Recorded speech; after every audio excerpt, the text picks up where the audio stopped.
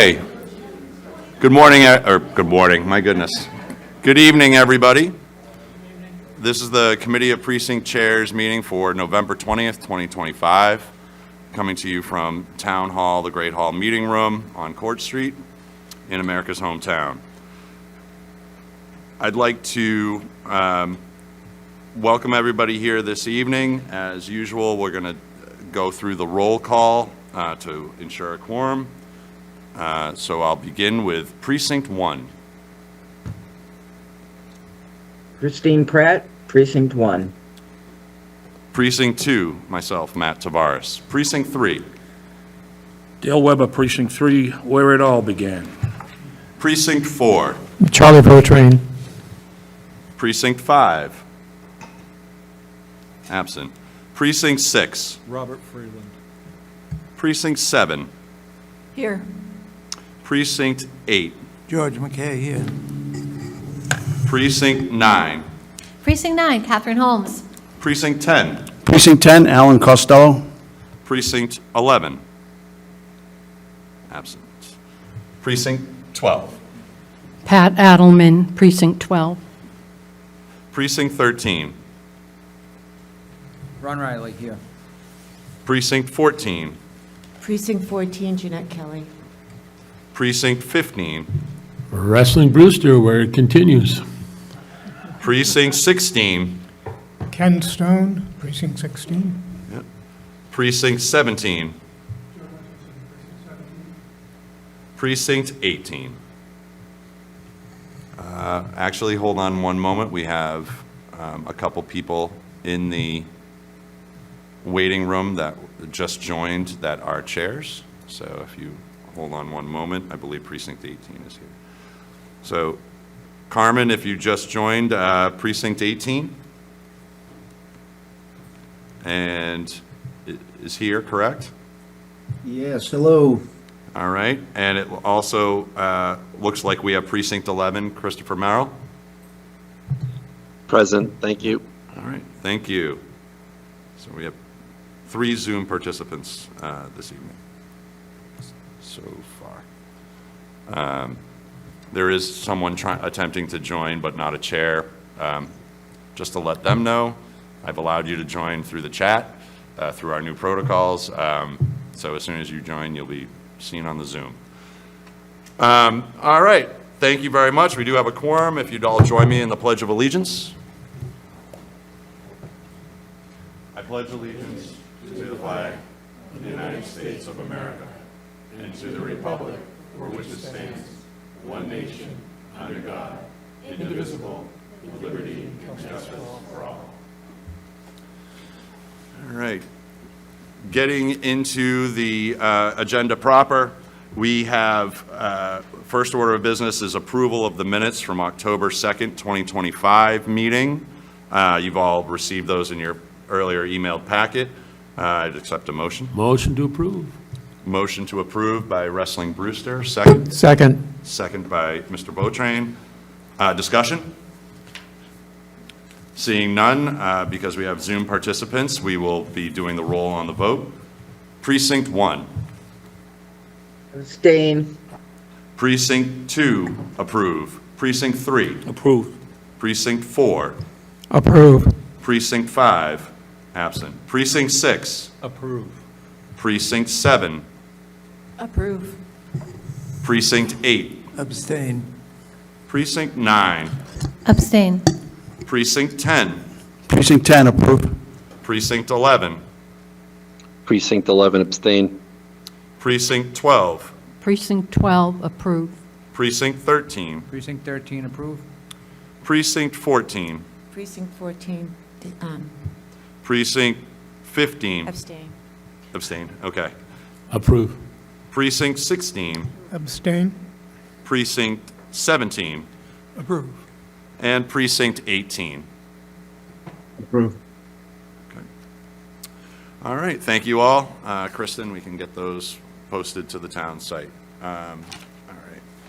Up next, as we do after all of our town meetings, spring annual special, fall annual special, I like to kind of go over the like a little bit of a town meeting recap, and we are fortunate to have Moderator Trifletti and Assistant Moderator Manfredi here this evening. In addition to talking about town meeting, Mr. Trifletti was looking to also update us on the Mass Moderators 2026 is a convention, I'm not sure, or meeting. Annual meeting. Their annual meeting, I'm sorry. So I turn the microphone over to you, Mr. Moderator, and thank you. Thank you very much for inviting us. I'm delighted to be here with Assistant Town Moderator Nicole Manfredi. We're a team, and if there's no objection, she's going to begin and give some opening remarks about last month's town meeting. Good evening. This is super informal. It's kind of just, I feel like I'm repeating myself to the same group of people, but for those who are unaware, we've been following a remote town meeting format since 2020. So the efforts of the past 5 years migrating to that format have made a pretty significant impact on participation and attendance. We average between 20 to 35 remote members each meeting, and sometimes that, I don't think we've ever gone below 20, sometimes we go above 35, depending on circumstances. And with 162 members, the attendance is on average about 150 people, and that was not the case prior to the hybrid model. Mr. Trifletti and I had chatted before the meeting, and in his circle, and as well as in mine, I was previously working at the State House. I now work for the Department of Licensure. But in our travels, we talk to folks who represent different parts of different communities, and they ask about the hybrid model, and we are light years ahead of every town in this Commonwealth, light years. And so I've met with a few legislators, and they'll say, like, tell me what it looks like. And a lot of them have the open town meeting format, so it's a little bit different. But they don't understand the moving parts that it takes. We can't do it without OTI. We can't do it without the schools. The schools couldn't do it. All of those parts, local scene. If one of those pieces of the puzzle wasn't available or able to kind of pull their weight, this wouldn't be happening. For me, I'm not elected. I'm not paid. I don't get a stipend. This is my give back. But the most important part of providing the hybrid model, from my perspective, is the opportunity to eliminate boundaries and eliminate barriers and increase that participation. That said, I just want to be clear that we offer the remote format as an option for folks who know they can't attend. So often it's someone's out of town on business. We had a member who was out of town for a wedding, and I insisted just skip, and she did not. She went out, she voted for every single article, but it's for cases like that. We cannot accommodate a flip to remote participation with 2 days' notice. It takes, on average, 10 minutes to re-credential a member from in-person to remote. And so, in theory, sure, 1 or 2 people we could do that for, but if 15 people came to us, we just can't, if we can't do it for everyone, we can't do it for one. So there's that hard deadline of, unfortunately, if you're ill, as in the past, prior to the hybrid format, you just aren't able to participate, and that's tricky. But still, knowing that big picture, I think providing opportunities for eliminating those barriers and increasing participation is really important. We have had some cases where I think maybe it was the opportunity was misunderstood, and people do choose sometimes to participate because it's convenient. Participate remotely because it's convenient. And that's really not the purpose. We really would expect and hope that the best practice is to be in the room with your colleagues, right? So have those personal conversations. As a backup, if you're away or you have surgery planned, remote is a great second choice. But we just don't want folks to say, I want to join from my bed because it's warm, because we all would rather be joining from our beds. So I just want, as chairs, if you could just share that message with your members, that would be great. Another ask I have is if you could just let folks know that when you choose that option for remote participation, there is a very basic, but there is a basic level of expectation as far as technology goes. We do still provide the help desk number in the morning, and there's staff that can help folks navigate if they're having trouble logging in or accessing, whether it's a Wi-Fi issue. Sometimes it's just a matter of they're not close enough to their router, things like that. I say this with all the love in my heart. 100% of the issues are user error. 100. Not in the beginning of development, but in the last probably 2 or 3 years, the issues that we have with technology. And I'm not saying that that means somebody doesn't know what they're doing. You know, I'm not saying that at all, and I love problem solving with people, but I just want folks to know that unless service goes down, the issue is user error. So I don't think my job ends there. I think even if somebody is still struggling, it's still my responsibility to help get them online. But there are some things, like, I just want to give you an example because they're things that I never thought of until we got deep into the hybrid model. When people copy and paste their password, if they happen to copy one white space after their password and they paste that in, they can't access. So think about trying to explain that to someone about the white space that they've copied. Like, it's just that tricky. And that's not really the fault of the user. It's just those are the kinds of things that happen. Or if somebody logs in on their wife's computer, they're not able to access, or there's just all kinds of things that I never thought of until they happen and I'm up there and I can't figure out how to fix it in the moment. So thank you for being patient. I feel like you've all been very, very supportive. Truth, when we started this project, I was a teacher, and so that March, we were sent home, and we weren't teaching. There was no expectation to teach, except for the voluntary commitment that we made as teachers, and for months. So I spent 40 hours a week for 3 weeks developing this town meeting model. It wouldn't have happened had we not been sent home with COVID. I couldn't have done it working full-time. So we're here. I think it works great. I think it's near perfect. I do. I mean, I have a wish list of things, but I just ask for your continued support and encouraging members to, if they're new, watch the video, because sometimes folks will say, I don't understand, and they want me to help them log in, and I say, did you watch the video? And they'll say, I don't have time for that. The video is me quite literally taking my mouse and showing them how to manipulate their browser and minimize and maximize their screen, and the things that you can't talk someone through on the phone. And so it's all there. And I'm not telling you this to absolve myself of the responsibility of helping people, but visually it's better, I think, for people to watch those videos and just and get an idea of the nuances. That said, I just talked a lot, but I sit in an office by myself all day, and I don't get to see grown-ups. So I just want to ask, throw it out there, if there's any, I feel like you've been comfortable and very respectful in asking me questions about the process, but if right now anybody has a concern or a question, I have my trusty notebook. I might not have the answer right now, but I can get you the answer.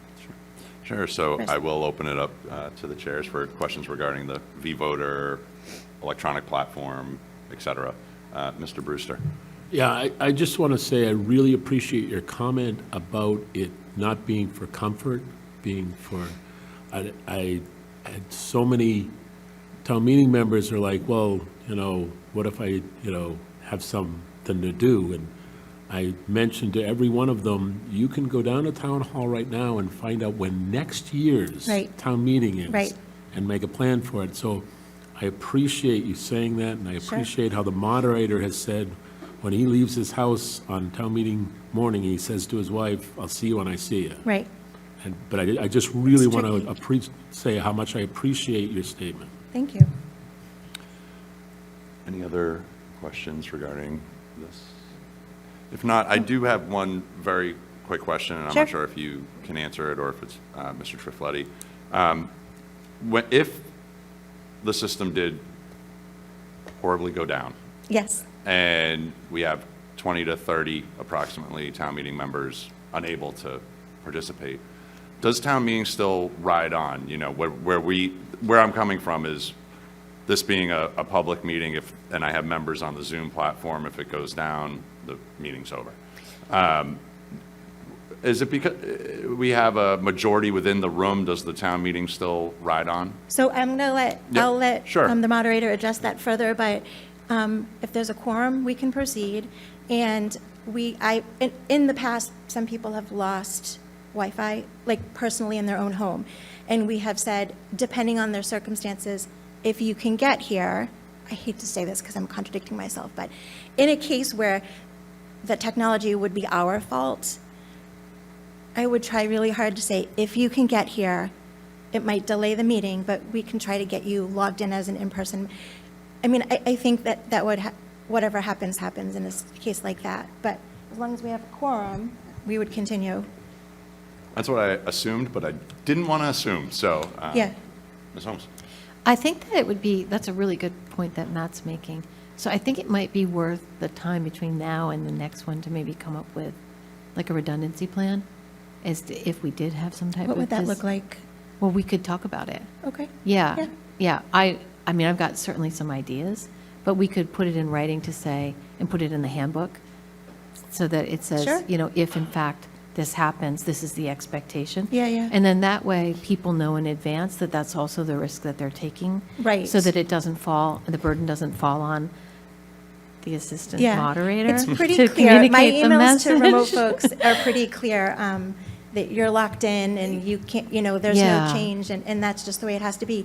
I would be concerned about putting in writing a contingency plan because I can't speak for OTI in being able to get 30 people's Yeah, but credentials it's- flipped over. Like, I can guarantee that wouldn't be possible. But I'm also thinking out of the 30, most of those people probably are not at home, which is why they're remote, so it wouldn't be 30 people that would have to come. True, true. Yeah. Yeah, I just think it might be worth us taking some, like, at least an hour in a meeting to maybe talk about you know, a disaster recovery Yeah. plan. My narrative has always been, I'm happy to have that conversation. Yeah. I'm a techie geek, right? But the narrative is, it's always been, from our perspective, we don't have to provide remote. We just do it because we know it's good practice. So if It's and all it fa- goes it's all- down. It's all fair. Yeah, yeah. And I don't have a position on it, quite honestly, Sure. but I'm saying, No, I think it's definitely worth having a conversation because we were at the very beginning, I was telling people before I learned how complicated it was to flip them, this was partly my fault at the time. If something happens, come into the building, and when it was hybrid, and we had like separate rooms, right? We had like one group of people in this room, and in hindsight, that would have been a disaster.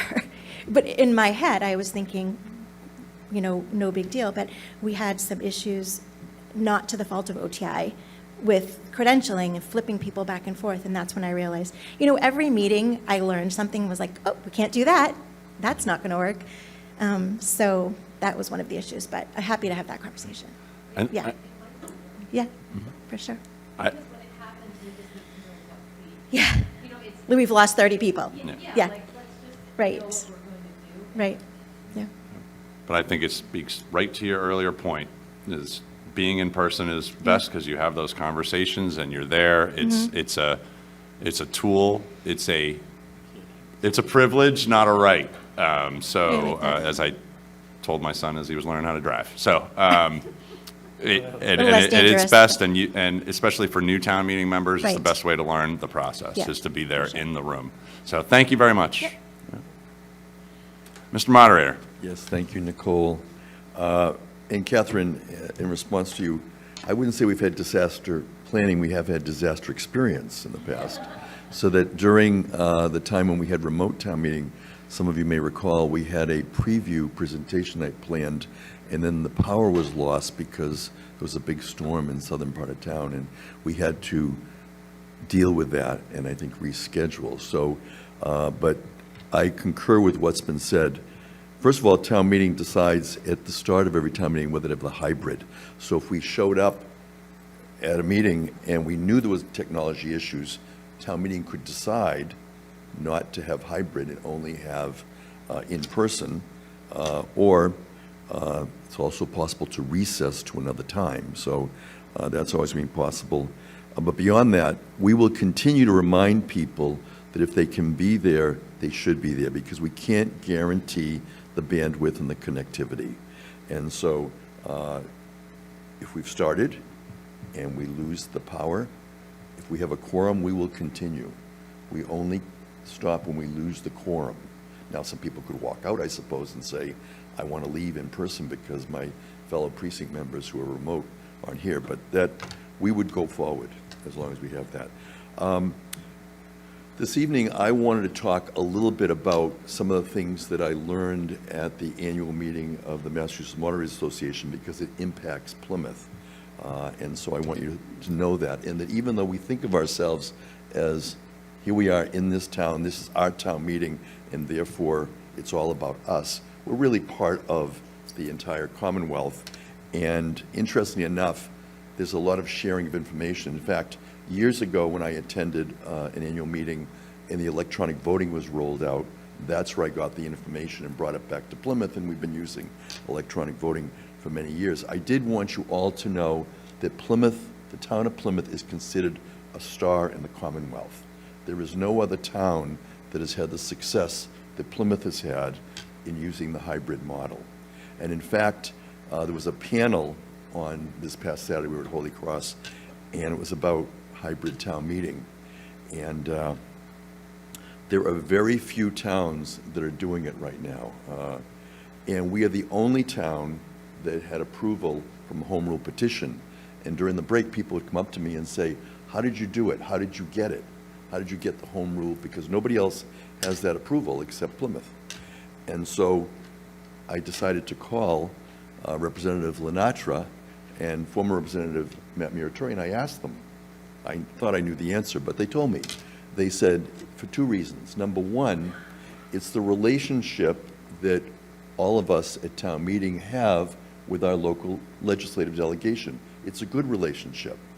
And second, it's also the relationship that our legislators have developed with other people in the Commonwealth. Specifically, Representative Lenatra said to me that she is very friendly, I guess I would say, or close to the chair of a municipal committee that was very much involved in pushing this through. So I just wanted you all to know that what we do just doesn't happen in a vacuum, and that we need to work together with our legislators, and they in turn need to work with other legislators throughout the Commonwealth in order to then have the success that we're enjoying here in Plymouth.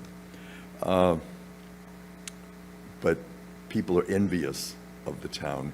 There are only a few towns that are doing it, and part of it is because of us. You may recall the town of Brookline delegation came to a town meeting a few times ago. They are now doing hybrid. And Lexington is doing hybrid. Other than that, you may recall that the moderator from Reading came, I think, last spring to watch our town meeting.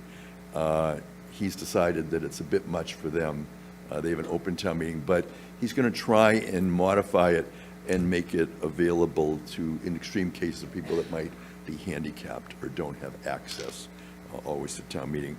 And Wayland, which is an open town meeting, would like to do it, but again, they're not getting the support from legislators. So they're all frustrated that there are no legislators willing to carry it forward in the legislature when Plymouth was so successful with that.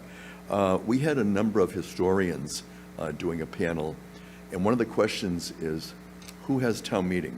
And I thought this was particularly interesting because they said right now it's basically the New England states only that have town meeting, and people asked, well, why is that? And I hadn't really thought about it, but they said that we were founded by families. And as a result, you know, it's continued to have the strength, whereas in other parts of the country at the same time in Jamestown, they're founded by property principles, people trying to create a community because of property interest. And so because of that root in the family, that has held us in good stead, and the feeling was that town meeting is good, high-functioning local government with fairness, justice, and impartiality. And this coming year, with the 250th anniversary of the Revolution, the Mass Moderators Association has taken on an initiative which your chair sent out, and I'm going to just mention it for the whole group here. But it's about the spark of the revolution and how is town meeting going to be a part of this celebration observance. And once again, Plymouth is right at the center, because we started town meeting with the Mayflower Compact. And so it was Plymouth that people were looking to again. And I'm only going to read you one line, because then I'm going to go on to now. But in the compact, the Pilgrims said, "We covenant and combine ourselves together into a civil body politic for our better ordering and preservation." So back when the Pilgrims settled here and they first organized town meeting, they have been a model going forward, not only for the Commonwealth. And one of the things I have here I'm going to share, one of the historians, Mr. Tucker, I don't know if any of you remember him because he used to work here at Plymouth Patuxent, but he is now the executive director of the 250th anniversary celebration this year in the Commonwealth, and they had magnets made because the historians have been looking back at town meetings at the time of the Revolution, and I have these magnets, which I'll pass around, which have quotes from various town meetings in 1773, just before the Revolution, and there aren't enough to share with everybody, but you can, whoever wants one, certainly take one. I'm going to go now to the present and talk about what our initiative is at the Mass Moderators Association. And just so you know, I serve on the board of directors, and I'm also a member of this committee. It's a small committee of moderators where we're trying to do this initiative in this coming year, and I welcome any type of input or suggestions that you have that I can bring back statewide. And just so you know, in preparation for the annual meeting, I met with one of our town meeting members from Precinct 3, our director of, the executive director from the Pilgrim Hall Museum, and she was very helpful to me, and she reminded me about Patrick Brown, who is from the Antiquarian Society, and he is going to participate at our spring annual town meeting with some of his enactors, because we will be observing here in Plymouth and recognizing how the Revolution in 1776 impacted town of Plymouth and town meeting. But here is our mission statement in pertinent part. To strengthen society and associated civic institutions using town meeting as an exemplar, and model the importance of civic discourse. Preserve and promote the principles of local, deliberative, participatory democracy in the present day, drawing from the lessons of American self-governance and its roots in the Commonwealth. So again, what we're hoping is, in my own words, that town meeting can be an example, can be a model, that we can deliberate, debate, we can disagree, but we can do it civilly. And we hope that by doing it at the level in the town meeting and in the town, that might serve as a model for the state and even nationally, because a lot of the moderators were concerned about some of the discourse that has been occurring throughout the country. So that is my report of the annual meeting of the Mass Moderators Association. I'm happy to answer any other questions you might have about last month's town meeting or where we are or where we're going to be going. But you'll be hearing more about this in the coming year, and we'll certainly have recognition and observance at the spring town meeting. Thank you, Mr. Moderator.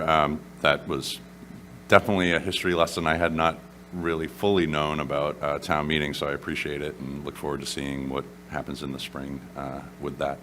That being said, as I do each time, I'll open up the floor to the chairs, those online and in the room, for any questions, comments, discussion regarding last month's town meeting or anything Mr. Trifletti just spoke about this evening.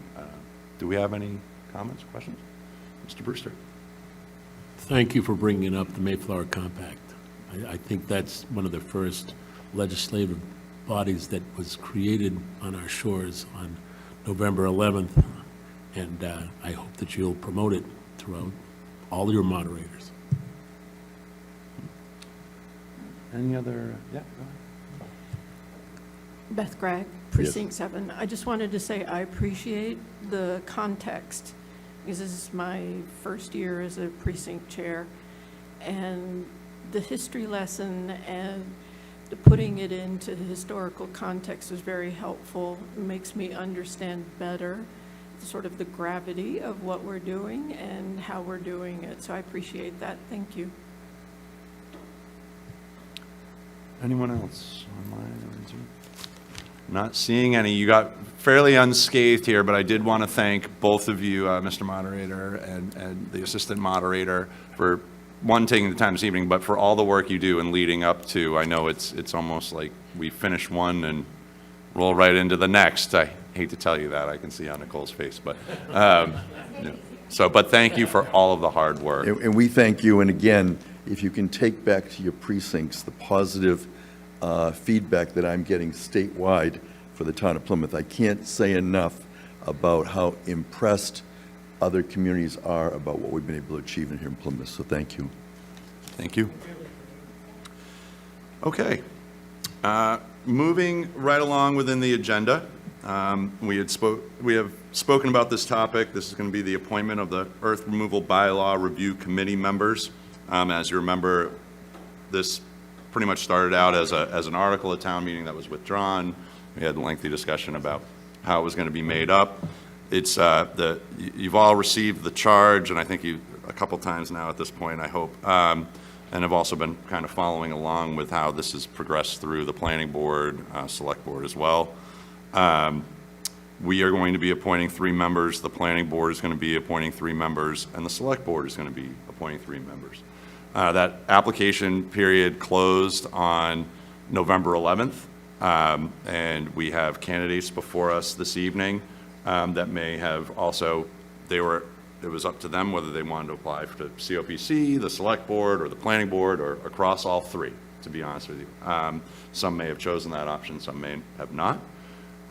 We are actually first up out of the 3 appointing bodies, so congratulations, everyone here. And the way that it's going to work, it's very similar to any other appointments we do within the town. We're going to interview each candidate. I'm going to go through just how they're listed on the agenda. There was no particular order put to that. I actually didn't even type it. I let Kristen do that.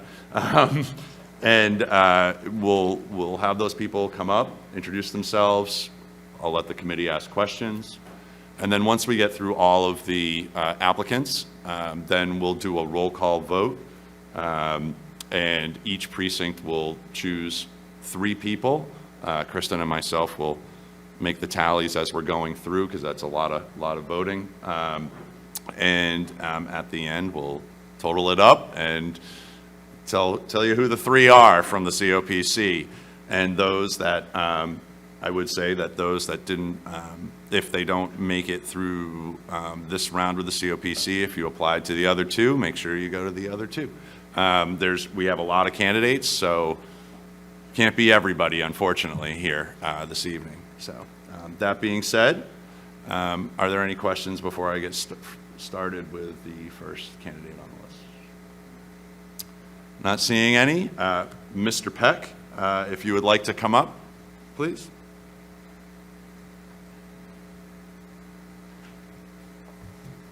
Hello, everybody, and thank you for this opportunity. Let's see if he's coming. I got a message as I came here from friend and colleague Ed Conroy. He is en route.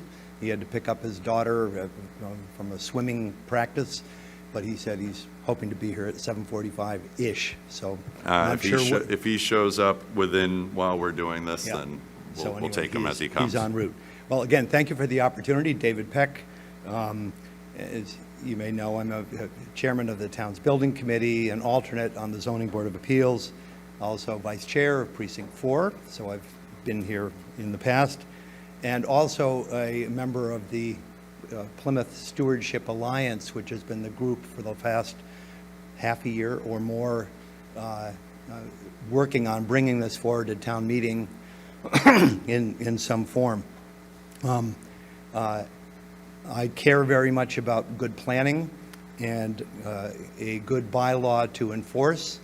And I've had the experience with multiple applicants in my role on the Zoning Board of Appeals, trying to interpret our existing bylaw in a fair way for both the environment but also the applicant. And there are areas of weakness. We have actually a fairly good bylaw properly enforced and what interpreted, but there are areas that need work.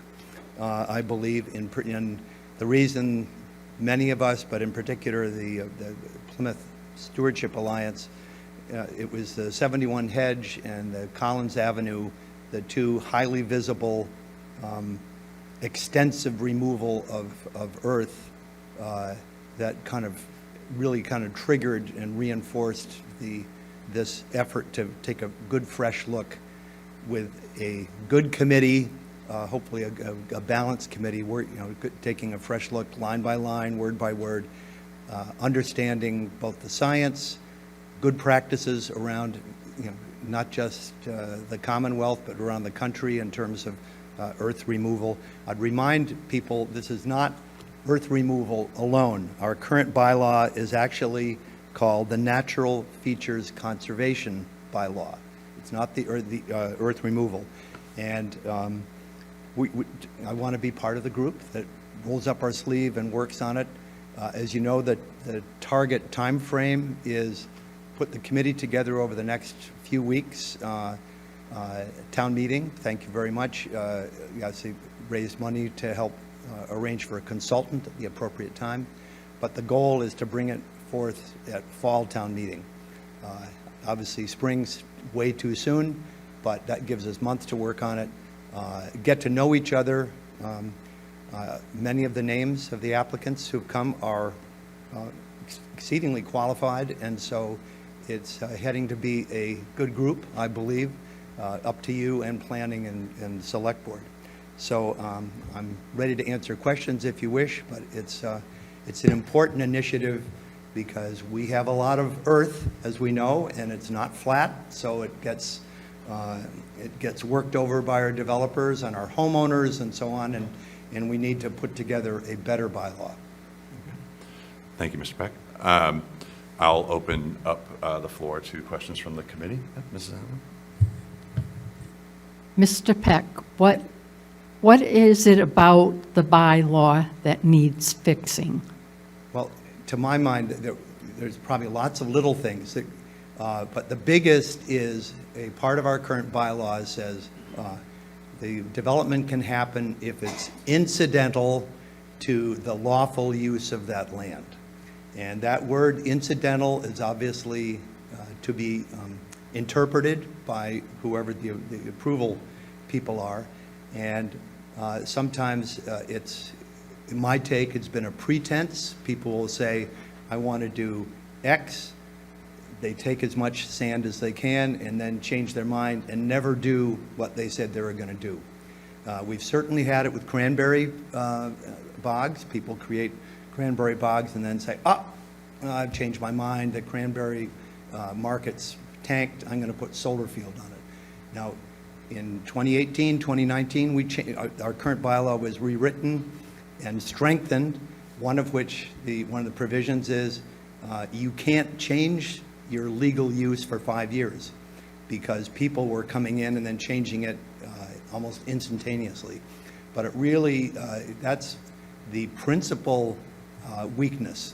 There's others, but the sort of interpretation of what's incidental has been where applicants have taken advantage of that and say, I'm doing something that's important to the town or it's legal, and then they finish extracting as much sand as they can, which has a high value, as we all know, and then not following through, just leaving an empty sand pit, and we've seen two of them. One is 71 Hedge. My take that it did not need to be a 50-foot deep hole. It could have just had a driveway up to it.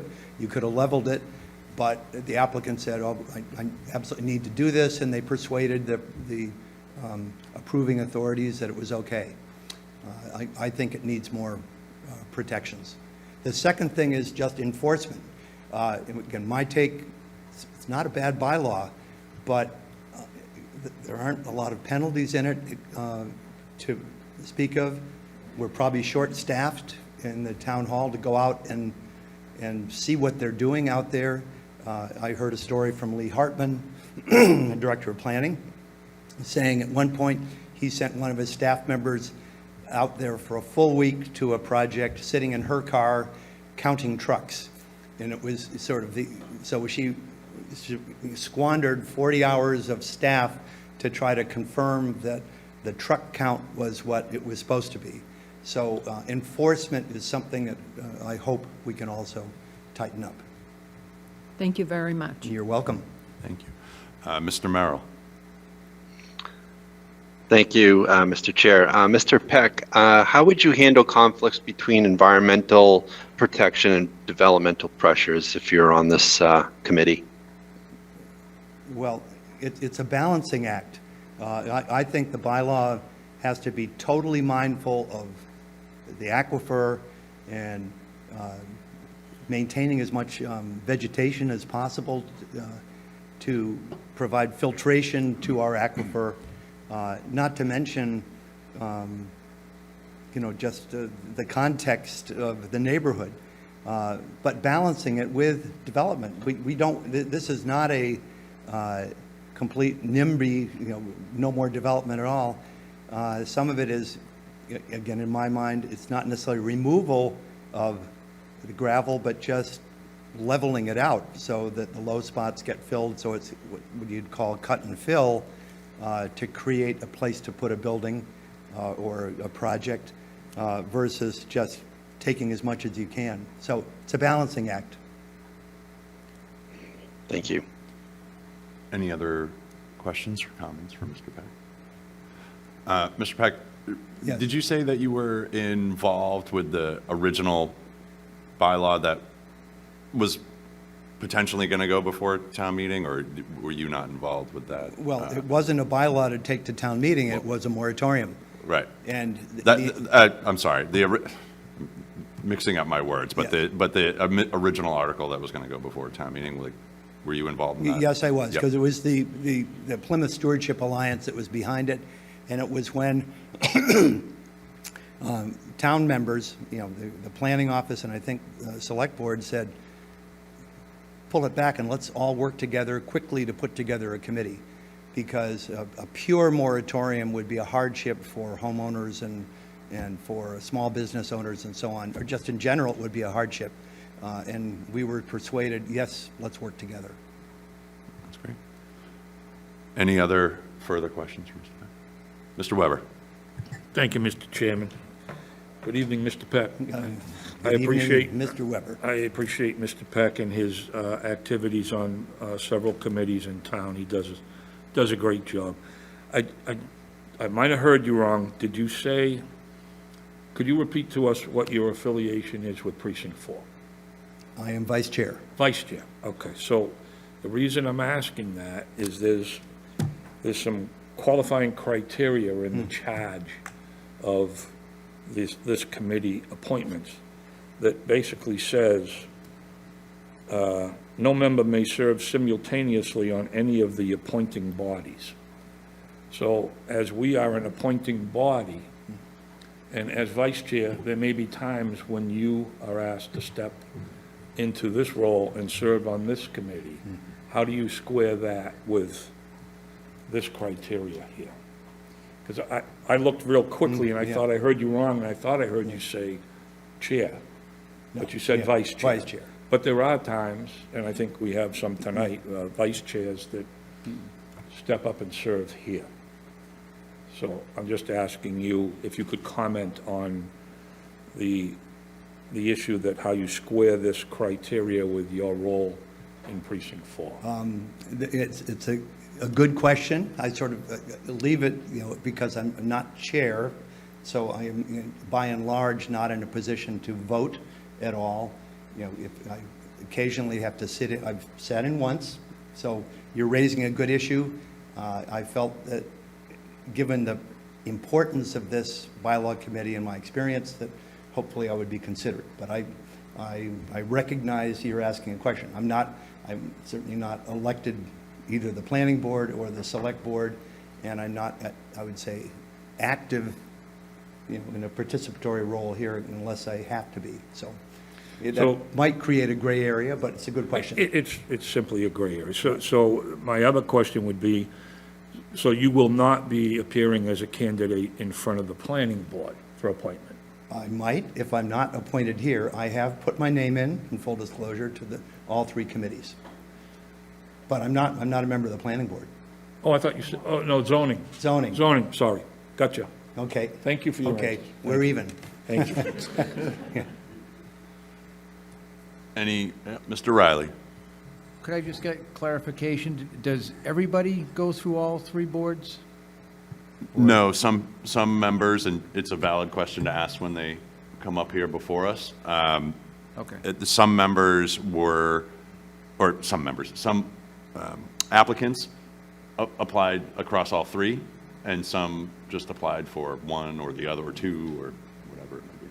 So there may be applicants that that aren't here that will maybe on the select board.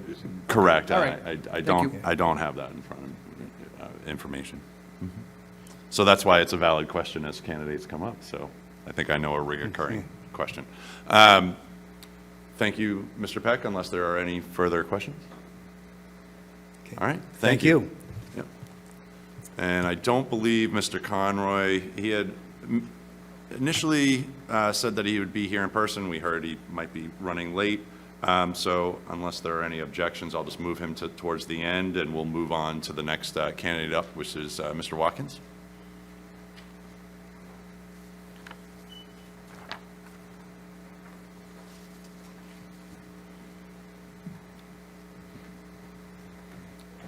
Good evening. Welcome. Good evening. Thank you, Mr. Chair, and good evening to all of the members of the COPC. I'm Hampton Watkins. I am a resident of Mr. Brewster's precinct, and I have got a summer cabin in Mr. Stone's precinct. And I'll say, whatever he said. No, David and I have both been on the PSA working together, shoulder to shoulder for many months now. To be clear, PSA is not focused exclusively on this. We're a set of concerned citizens who've been working on any number of issues focused on the environment. In addition to joining PSA, I'm past president of the Six Ponds Association.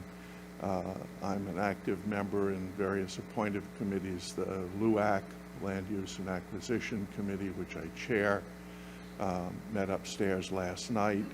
I am vice chair of the Wastewater Groundwater Discharge Citizens Advisory Committee, and have been working on that with the chair of the select board, Dave Golden, and another set of citizens for the past many months.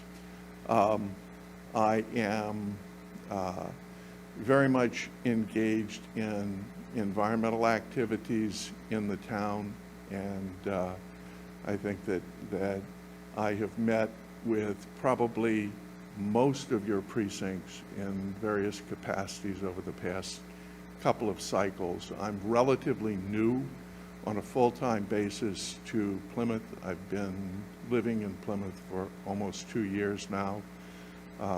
And prior to that, I lived in the heart of the beast, Boston and Belmont, for the past 30 years, but I've visited Plymouth as a summer visitor and resident for the past 40 years. So I've been I've become quite familiar with the town, and I do learn things at every meeting that I attend. So with that, I think that the principal reason that I am here is my daughter and her family moved here in 2020, right at the commencement of the pandemic.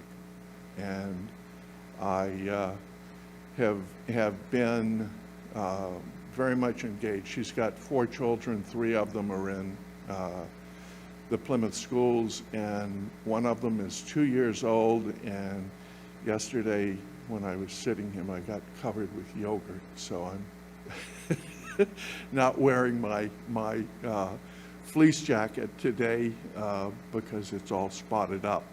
But I work for them. I work for the future. We have been given a beautiful piece of our country by those who have come before us, and I look very much to my efforts to protect and preserve what we have here. I want to be clear, PSA and I are not anti-development. We know that we need to grow. We know that we need to develop the community economically, and we don't want, and this goes into the reason for our willingness to withdraw action on the article that was submitted. We know that we have to not prohibit growth, but we need to make smart decisions, and I think that I can contribute in that regard. So with that, I'll open it up to the chair for... Sure, thank you. I will open it up to the floor, and go ahead, Pat. I'm asking everyone the same question. What needs fixing in this current bylaw? And if there was anything, I would say what David said, but other things. There are specific quantities that might need to be adjusted in the current bylaw. One of the things that is important to recognize is that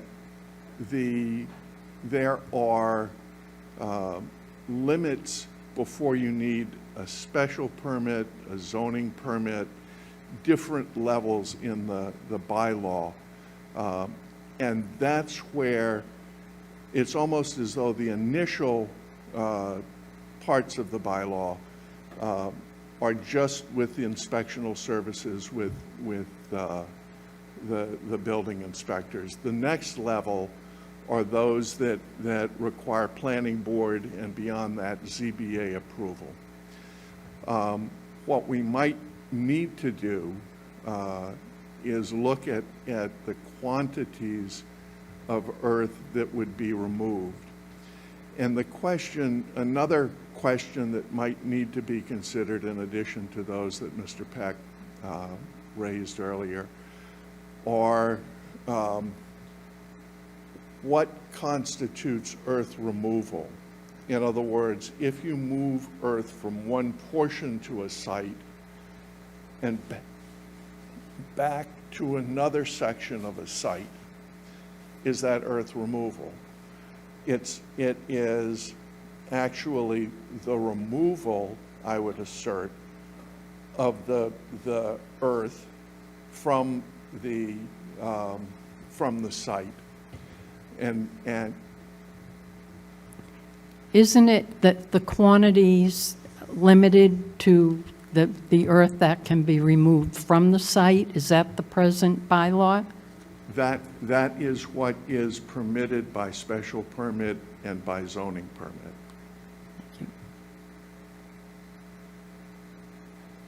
And Do you have anything you, okay, sorry.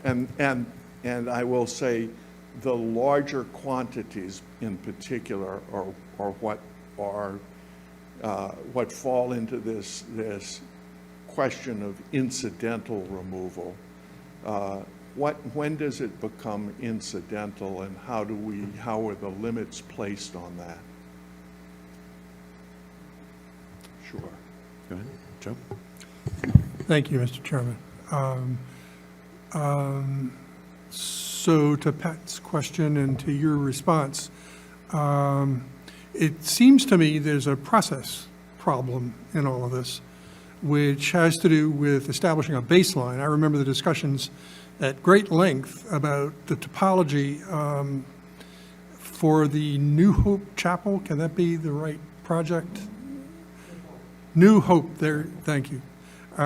So if you want to talk about how much can be removed, you need to know what was where when things began.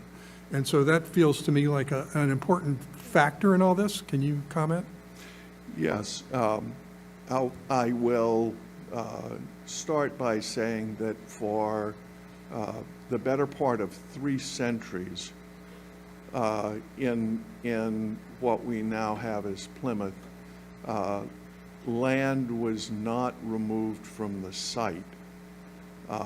Land was kept on site. It might be, you might dig a pit, for example, for the 1820 courthouse for the basement, but that earth that was removed was used for landscaping elsewhere on the site because it was simply, we did not have the mechanisms and the mechanics to do large-scale earth removal. It's only been in roughly the past 100 years and on an accelerating basis that we have now got the ability through large mechanized machinery to move land hundreds of miles from its original location. So I don't know whether that answers in the larger scheme of things, but yes, the land changing of the landscape, the features of the land is critical, and I think that has in part, and I'm not against agriculture, but as it has allowed the creation of new bogs, whereas most of the early bogs were naturally occurring bogs that were repurposed for the cultivation of cranberries. Since the middle of the past century, you've had further and further mechanism, so now you can create bogs where it's convenient. Right, just as a follow-on, in cranberry agriculture, cranberry growers create giant piles of sand and then move different classes of sand from place to place. And it's hard to measure. I guess the point that I was trying to make was that it is there needs to be a process whereby you establish a baseline. That was really all I was driving at. So. Okay. Yes. Mr. Merrill? Thank you, Mr. Chair. So a question I would have, what strength do you think you would offer to this role that others might not? My ever-increasing knowledge of land use in Plymouth, in particular the properties that are in Chapter 61, which are agriculture, the properties that are in 61A forestry and those in recreation, 61B. I have become hugely familiar with the landscape of Plymouth, having walked and traveled across much of it over the past many years as a summer visitor, and more recently as an engaged committee chair at LUAC. And so I think that knowledge of the relationship of various parcels of land around town. There are roughly 34,000 properties in town. So my knowledge of who's got what, where, how, when, and so on, and how it might affect others in the neighborhood, those are the sorts of things that I have been wrapped around the axle on a number of times in the past couple of years. Okay. Thank you. Mr. LaFrari? Thank you. Yes, thank you, Matt. Mr. Watkins, I'm curious, I understand that you've done a lot of work with Mr. Peck But I was wondering if you could tell the committee a little bit about your background, your education, your qualifications along with what you've been doing. And could you just share some of your education experience? Sure. I have a bachelor's in chemistry from Tulane University in New Orleans. I came to Massachusetts as a graduate student to join what was then the Earth and Planetary Sciences Department at MIT. I completed a master's in Earth and Planetary and a doctorate in planetary sciences, studying the origin and evolution of terrestrial planets in the solar system. All of this was before exoplanets arrived on the scene a few years ago. Then more recently, as I left academia several years in, I worked at Brown in the departments of chemistry and earth and planetary sciences for a couple of years after doing a postdoc at the University of Arizona. I then departed and went into high tech. I worked as a manager and director, eventually departing Verizon, having had 5 years with the pleasure of serving as the principal consultant to National Grid, another power utility in Massachusetts, and I carried 2 badges, one that had Verizon and one that was a contractor for National Grid, and I would walk up to people when I needed to visit and say, which one do you want to hate today? But in the last years of my time at Verizon, I took a number of courses, I think 10 or 12, in a program for sustainability and environmental management, using my background in the physical sciences as a basis. And so I bring all of that and about 8 years chairing the Water Resources, Water Quality Committee at Six Ponds, doing on-pond measurement and working with the town, with David Gould's organization, Kim Tower in particular, to measure and monitor the water quality of the Six Ponds. The numbers or the data that we collected was provided to the town, and they provided it on their webpage. We've also got a water quality webpage at Six Ponds. So those are some of the qualifications that I bring. Thank you. So your bachelor's at Tulane, your master's and your PhD from MIT, along with, I think you said, serving as president of the Six Ponds Improvement Association and a member of the Pine Barrens Alliance.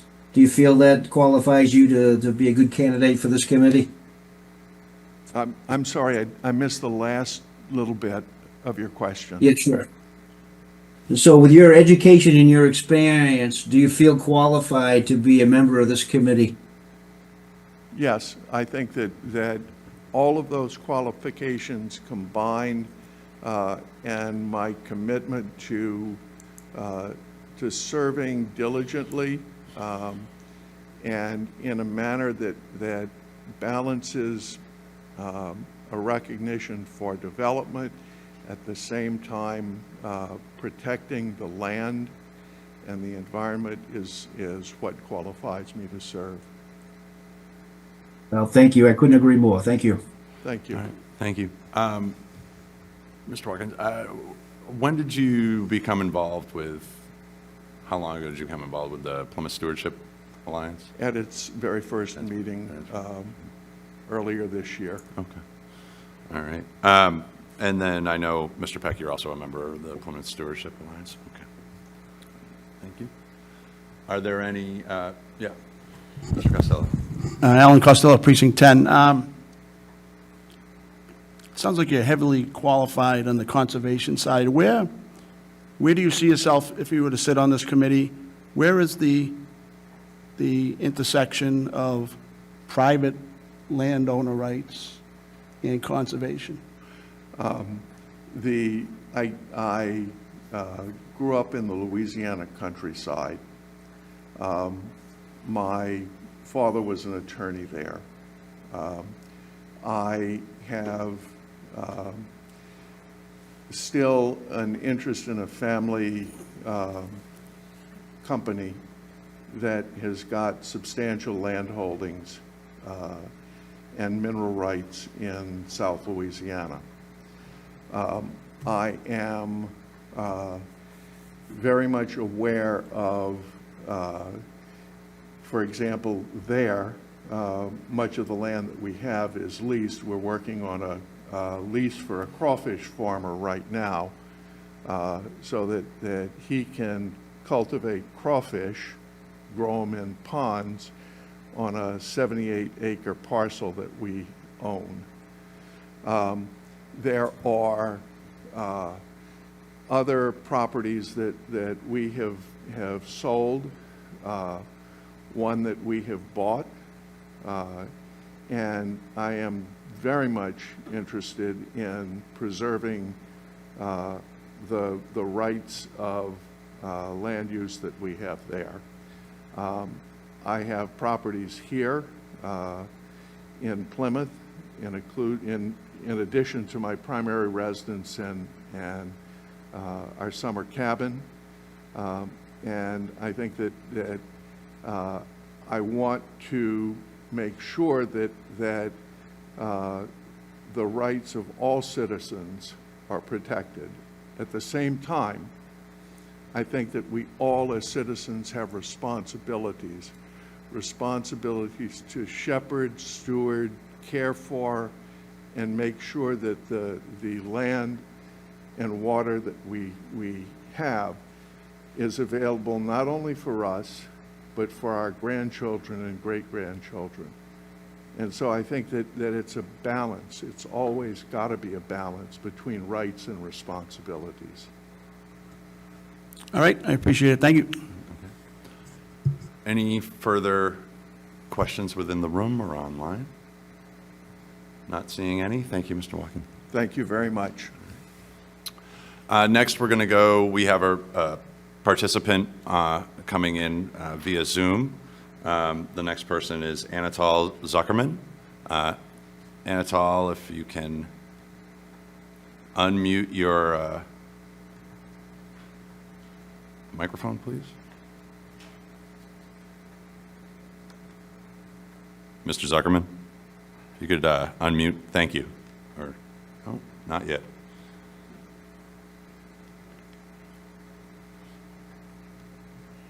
Well, we have more issues than town meeting does there. That's unfortunate.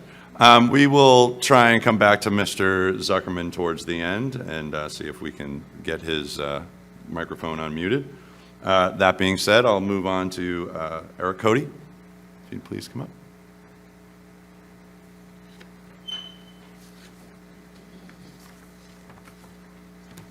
Good evening, everyone. Good evening. I'm Eric Cody. I'm from Precinct 8, the marvelous sort of satellite community of Ellisville. Thank you for considering my application to be on this committee. Some of you may know me from my work with the Friends of Ellisville Marsh, which I co-founded in 2007 and still lead. My advice to anyone who's thinking about forming a nonprofit is get an exit strategy. Otherwise, death do you part. I also served on the planning board many years ago and more recently chaired the Water Conservation Committee. We took a 10-year vacation from Plymouth in the middle of our 40 years here and lived in Harvard, Massachusetts. And I chaired the ZBA there, so I have some diversified experience. My experience also includes work in economic development. I was in charge of business development for one of the largest utilities in Massachusetts for a number of years. We covered 168 towns, including the city of Worcester, the Merrimack Valley, and I was the point of contact for large, very large corporations from around the world that were looking to locate or expand in Massachusetts. During that time, I also served as chairman and president of the Mass Alliance for Economic Development, which is a public-private statewide partnership that had the same basic purpose. And the Mass Alliance, it's now known as Mass Econ, it maintains a site finder database. I don't believe Plymouth has any sites in the database, but that's one of the first places that big companies go when they're looking for development sites in the Commonwealth. Why is this committee important to the town of Plymouth? Well, sand mining of commercial industrial scale is not allowed in any of the Plymouth zoning districts. But that, notwithstanding that fact, as a primary land use, I should say, notwithstanding that, we've had these large-scale projects cropping up all over town, from Cedarville to the Kingston line. And what happens is that big scars have appeared on the landscape as millions of cubic yards of sand, mostly sand, have been removed from these properties and sold. These scars on the landscape are visible from space. You can see them in satellite imagery. It's difficult, if not impossible, to fully restore them to their natural state once the project is completed and that the threshold has been reached in terms of sand volume removed. I'm not necessarily opposed to all sand projects. I want to make that clear. But the problem is, and what I think the committee needs to address, is that the current language in the zoning bylaw, as some of the other candidates have pointed out, doesn't give the town enough ability to control where these projects go, how they're monitored, when they end, and how they're regulated. So that's why I think we need to take a good hard look at the language in the bylaw now, and I'm thrilled that the town has decided to proceed with this committee to do just that. Why me? I've always been interested in this creative tension that exists here in Plymouth between economic development to expand the tax base on the one hand and preserving what's so special about Plymouth and why people are coming here and why people want to live here, and to balance those two. And this project represents a great opportunity to learn how to do that. This is going to be an interesting conversation over the next year. And frankly, I want to be part of it. I'm ready to dive in if you appoint me to this committee, and I thank you for your consideration, and I'm happy to answer questions. Thank you, Mr. Cody. I'm gonna let Pat ask her question that she's asking everyone, and then I'll go to you, Catherine. What needs to be fixing? I know you answered some of that, but can you elaborate? Yeah, what needs to be fixed about the bylaw? Yes. Yeah. We've already gotten part of the answer. One of them is that, you really have to have enforcement. You need to deal with the vagueness of this necessary and incidental in terms of these projects coming in as part of a legitimate development project. But there are a couple more here. One is economic. I mean, we need to be aware that it's the value of the sand that's driving the economic calculation here. The value, the price per ton is so high for sand for a number of market factor reasons that it's often the sand mining that's the valuable part of the development. It's not the building of a building or a hockey rink or whatever. It's the sand that's motivating us, and make no mistake about that. The other thing is that I think we need to formalize some things that the town has finally gotten wise to, but is not codified in the bylaw. And one of those is, in order for these big projects to go forward, they need two permits. And I think David pointed this out. One is a zoning permit, and the other one is a discretionary special permit. In the case of 71 Hedges Pond, for example, which is, I think, the most controversial project that we've seen in town, no special permit for earth removal was required. That's because the building commissioner has the discretion to issue the building permit without making that stop at the ZBA. So there was no public hearing associated with the ZBA issuing a special permit. There wasn't one. Okay, so I've talked to the building commissioner since then, just ran into him here in town hall, and I've asked, has that changed? And he assured me that it has, that I think he doesn't want to get in this pickle too many more times, but he told me he's going to refer every large-scale project like this to the ZBA for a special permit for earth removal from now on. And it's his discretion to do that, but I think that ought to be written into the bylaw as well, just in case some future person in that job doesn't have the same view of that. So I think those are the things that need to be changed. And frankly, I'd like to hear from developers too. You've got a stellar pool of applicants for this committee, but I hope that we get at least one or two people who have an understanding of the development process so that we get both sides. I mean, it'd be nice to come up with something that doesn't completely, fall flat with the developers and people who want to exercise their property rights in a legitimate way. That doesn't, and by the way, some of the impacts of these projects are definitely harmful to the neighborhood. Things like the carcinogenic silica dust. We really need to monitor these things closely, and those regulations need to be written in. That how do we monitor for the negative environmental impacts? So there's a number of things that need to be touched on here. Catherine? Thank you. I first have a comment for all the applicants, and it's just a comment because, we're going to vote, I think there's total of 10 applicants, correct? What's our number? What's our total? No, but nine people will be on the committee, but the total that have submitted do we know the number? I don't know. Okay, that's fine. But we've got 9 people, and so we're going to be in a position where there may be a lot of environmentally focused mindsets because of the problem we found ourselves in Plymouth. But I do think that there needs to be a more holistic view that can also be looked at for these folks that do get voted in, that also looks to the future of Plymouth. And when you're looking at this bylaw, we should not just be looking at this one problem, and thank you, Pat, for raising the concern we know that's in the bylaw, but we also need to be looking at it holistically as to what is this bylaw going to do 20 years from now, and where do we see the growth, and looking at the master plan as an example, and how does this bylaw coincide with the master plan and the growth that we expect in Plymouth. So there needs to be some holistic view that's tied into it. So that's just a general comment that I'm making. But I also think, having watched what happened with other committees that have formed in town, that every committee comes to the table with lots of personalities and different dynamics. So can you speak to how you have worked in the past with other committees or in other pieces of your experience with maybe a job, and how you've been able to bring people together that may come from different mindsets and different viewpoints, and how you've been able to get a consensus that could come to the table for a fall town meeting? Sure, and we could have I something think that's to a vote great on. question. And I'll go back into my illustrious utility career. I used to think I knew the answers to everything. When you move up quickly in an organization, you tend to think it's because you're smarter than other people.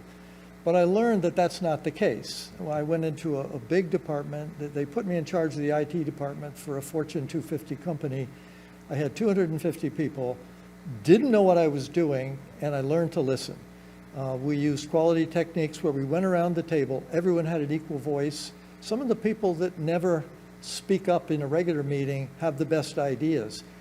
That's the way I operate now. And I think if you asked anybody in the Friends of Ellisville Marsh or the PSA, since I was involved with that until September, actually, I was at the beginning as well, that I believe in listening to people and creating a structure for discussion that ensures that everybody puts their ideas in and that nobody diminishes anyone else in terms of their opinion. I mean, some of the craziest ideas end up being the most productive ones. So I think I've learned to listen, if that's an answer to your question.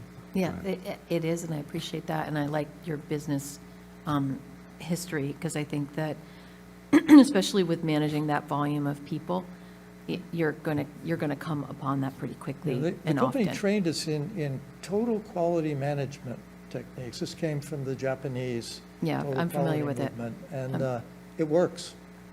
I mean, I've used it over and over again in consulting as well, and it can have an amazing effect on group dynamics. Yeah, I agree with that. I just have another question, though. Talking to the role of development, you know, we need economic development in Plymouth, so we don't want to be in a position where we are not allowing development, or we make this bylaw so rigid that we cannot develop land in areas where we think that it is that it's purposeful, like what the master plan should be outlining.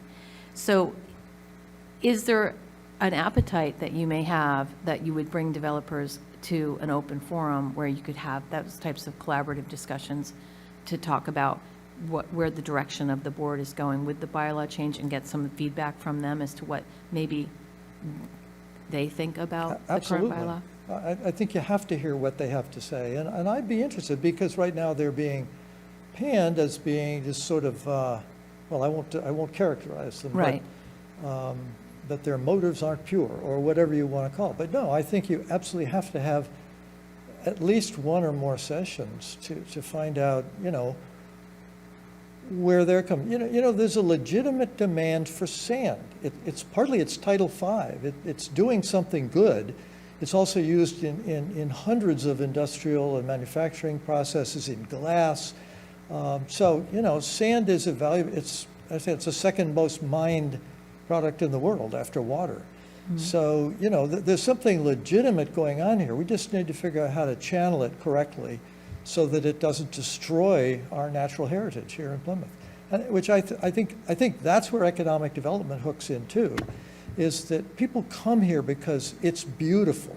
We have incredible water resources, you know, 400 plus ponds, 36 miles of coastline, Ellisville Marsh.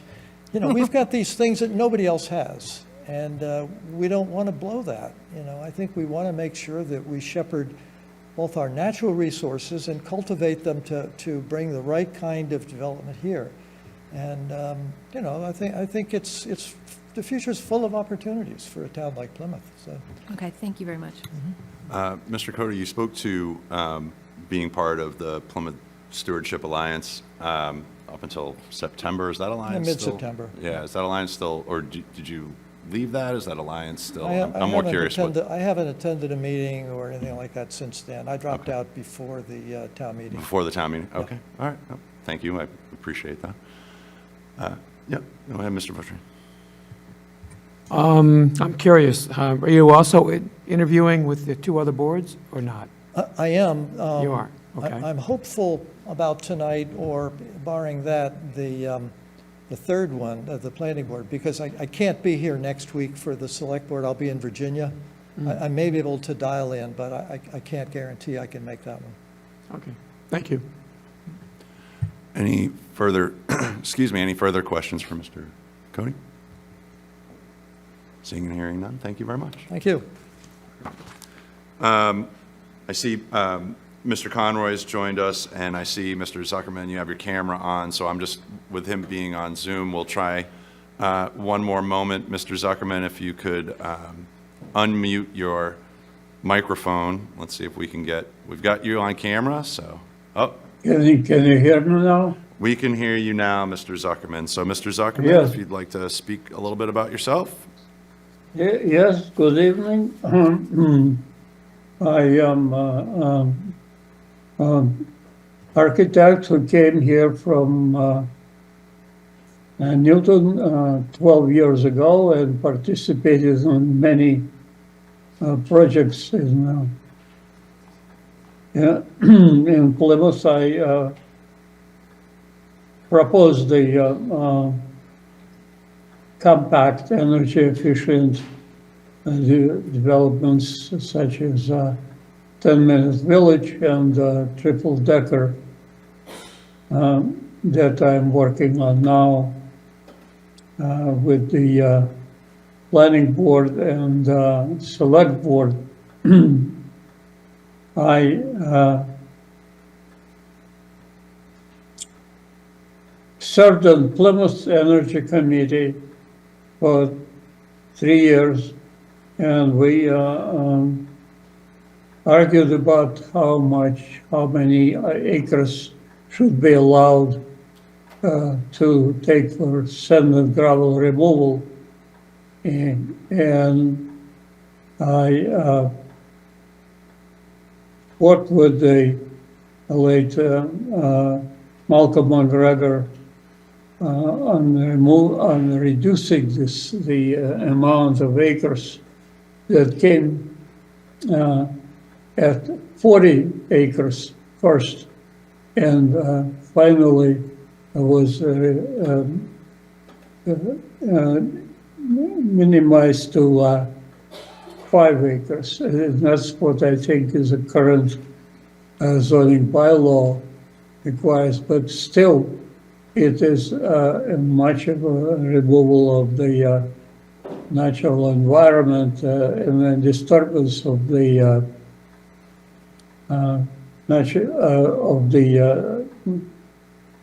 natural environment of Plymouth. I proposed at that time to allow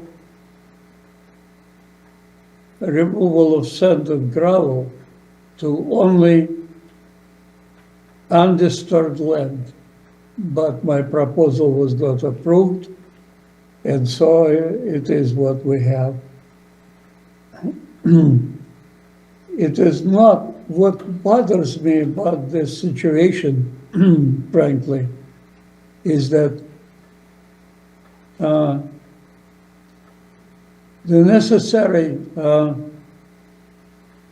creation of a human habitat is not does not include construction of new homes that are needed for our growing population. What I think that disturbing the virgin land for creating human habitat tramples the disturbing the land for the sand gravel alone. Okay, so yes, we have an economic advancement of sending the sand, but I don't want that economic advantage to destroy the natural environment of Plymouth. It is better to, if the disturbance of this land is necessary, then we at least have to be for the purpose of creating human habitat, the growing population of Newton.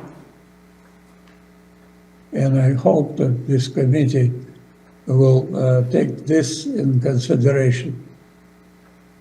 All right. Thank you, Mr. Zuckerman. I will, for full disclosure, we do have the volume set to where we can within the room. So I apologize if, Mr. Zuckerman, you may have covered some things and maybe we ask and it comes across as not listening to you, but we have heard you as best we could within the room.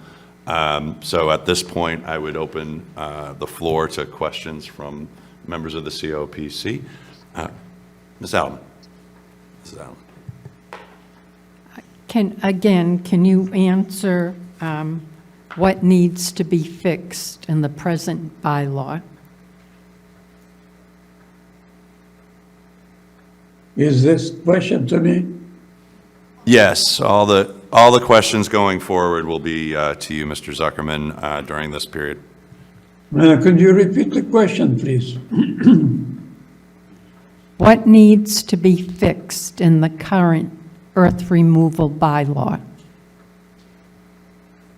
What needs to be fixed in the current removal, sand and gravel removal? bylaw is to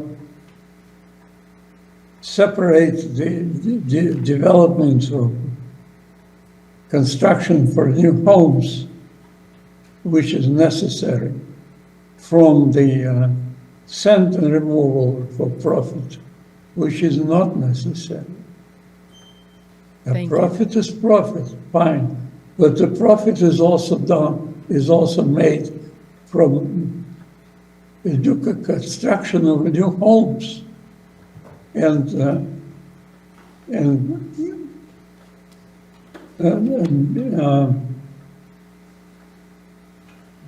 schools and fire stations and police stations, etc.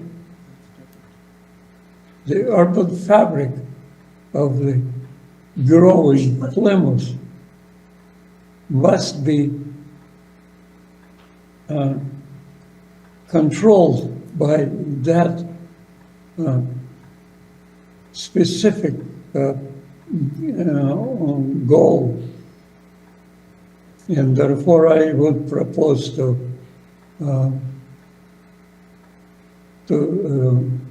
reduce the amount of acres allowed by the zone, by the bylaw. Thank you. Thank you. All right, thank you. Any further questions within the room or online? Mr. Zuckerman, I know that you've previously been a member, or may actually still be a member, of the Plymouth Energy Committee, and I know you've done a number of things within the community. Were you involved with the Plymouth Stewardship Alliance while you were, before you heard about this earth removal bylaw moratorium, or committee, rather? Involved with what again? Plymouth Stewardship Alliance. No, I was not, but I'm familiar with that, and okay. I did, talked to Hampton Watkins about this, and I think we share the common goals.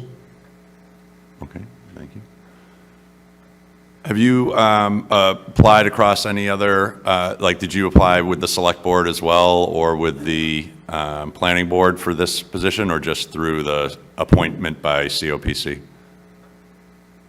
Mostly from all three of them, excuse me, from losing my voice. Okay. Okay. But from all three of them, and particularly from the Board of Selectmen, where I work on my latest project that is called Triple Decker. Okay. Triple Decker is an interesting project that that was used for 60 years from 1870 to 1930s. It was a solution to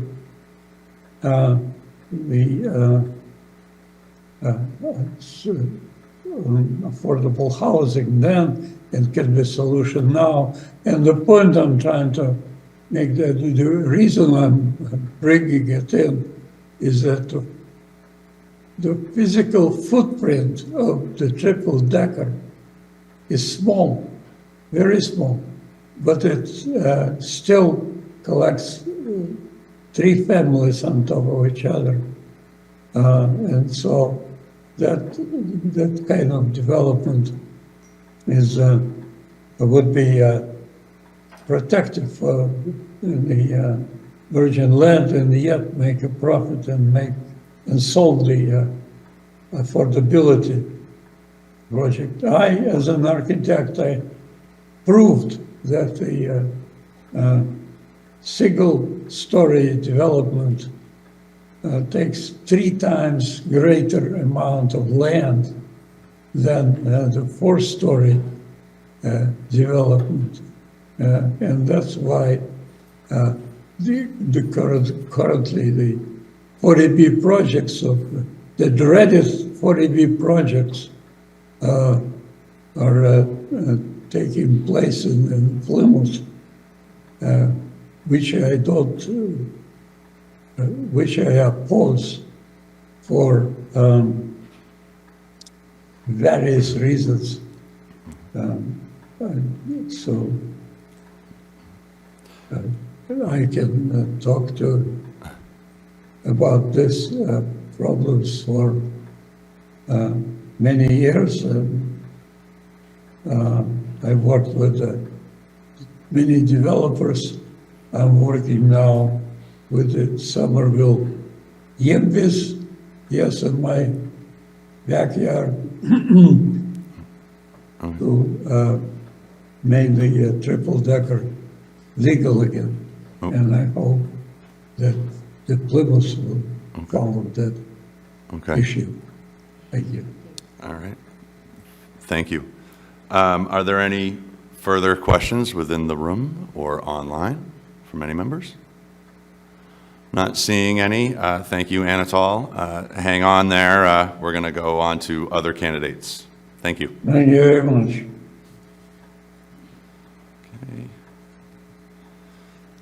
Okay. Mr. Conroy, would you please come on up?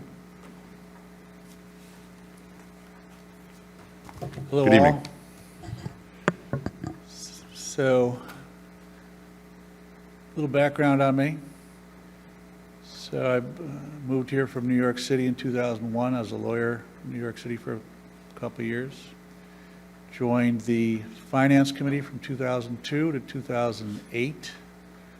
Became bored with that committee, sorry. Went on the zoning board at that time and ran for town meeting. So I've been on the ZBA since 2009. And so I've seen a lot of sand and gravel removal sites, seen a lot of development, always a lot of 40Bs, always trying to balance the right of a landowner as compared to the environment. So I've seen a lot of things that have gone on.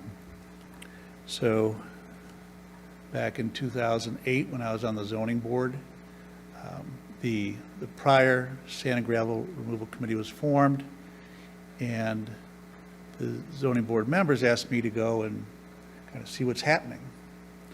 So I went to a meeting, and it was mostly Cranberry folks and their attorneys and developers, and I'd say it was stacked. So then I'm like, oh, Lord. And so then I went and caused a little bit of trouble by doing an amendment, and I wound up on the front page of the newspaper when we had the old colony that was, what's nice about the old colony was that it was very in tune with what was happening with the selectmen meetings, the planning board, speak out, that was happening around with crime. So it was very in tune of what's going on with the town, which is, I think we have a problem nowadays with, because I don't see much written about selectmen or anything like that online. So what was my amendment? It was, what was happening is that one of the Cranberry's attorneys, Cranberry Growers attorney, and when I talk about cranberry growers, there's an issue relating to the developer whose job is to build and take cement and maybe have their wife be the cranberry owner. And so they say that, yes, we're building cranberries because there's a huge gaping hole in the law that allows cranberry development and solar farms to get away from being subject to scrutiny. And so what's happening is that you have a developer, and they say they're, yes, we're going to develop this we know their side business is very large, and so they say they're going to start up a cranberry operation, and they do have a cranberry operation. But then you look at these humongous mounds that are just taken away, hundreds of thousands of cubic yards just sold and taken away. Humongous amounts of sand. And we have an aquifer. And so what's happened is, at one point we're going to shut a certain cranberry operation down. Caused a lot of trouble. And we went and looked at the site, and they're only allowed to take about 5 acres to disturb the site. So what happened is another gentleman and I ran up this large hill because it was couldn't get to most of the from where we were instructed to stand. We couldn't get to most of the to see what was going on. So we ran up this hill, and we discovered that there was a whole lot of acreage that was disturbed in violation of the bylaw. So then we brought it to the building department, and nothing happened. So then what happened is the next televised meeting, I brought it up and had a big to-do with the then building commissioner. That same Cranberry operation, the husband or whatever, ended up had the contract to do all the sidewalks on Samoset Street. And so, amazingly enough, my protest, and there's a couple other members that supported me, went into the wind, gone. So that was like around 2012. So we talk about enforcement, and we talk about this bylaw here, and if we get a new bylaw, is it going to be enforced? Because it wasn't enforced before, and we know that. And so even if we all write this wonderful bylaw, we had a lot of nice people here. The gentleman that back there has a wonderful resume, chemistry, things like that. So we spend all these hours and try our best to draft this bylaw. Are we just wasting our time? And that's a different issue. And so that cannot be solved by myself if I was appointed or anyone else here. So maybe I'm a little negative on things. And so what I've seen is so I did this amendment where they wanted to take by right under Cranberry a lot of, like hundreds of thousands of yards by right. So my amendment related to stopping that. And so we look at development and the rights of the individual, but also cranberries and solar farms. So we had a situation off of Black Cat where we went, and the gentleman said we're going to, and I know that he's a builder, and he was going to take away all this sand and gravel, and he was going to, he had a great plan. He followed the bylaw. We're going to build this great cranberry operation, and had all the bells and whistles, and had his attorney, had his engineer, had his landscaping plan all ready to fix things up when he's done. Puts it in front of the zoning board, puts it in front of the planning board, gets approved, great. So we approve it. Hundreds of thousands of cubic yards are taken out. Then he comes back to the zoning board and goes, no, we're not going to do any more cranberries.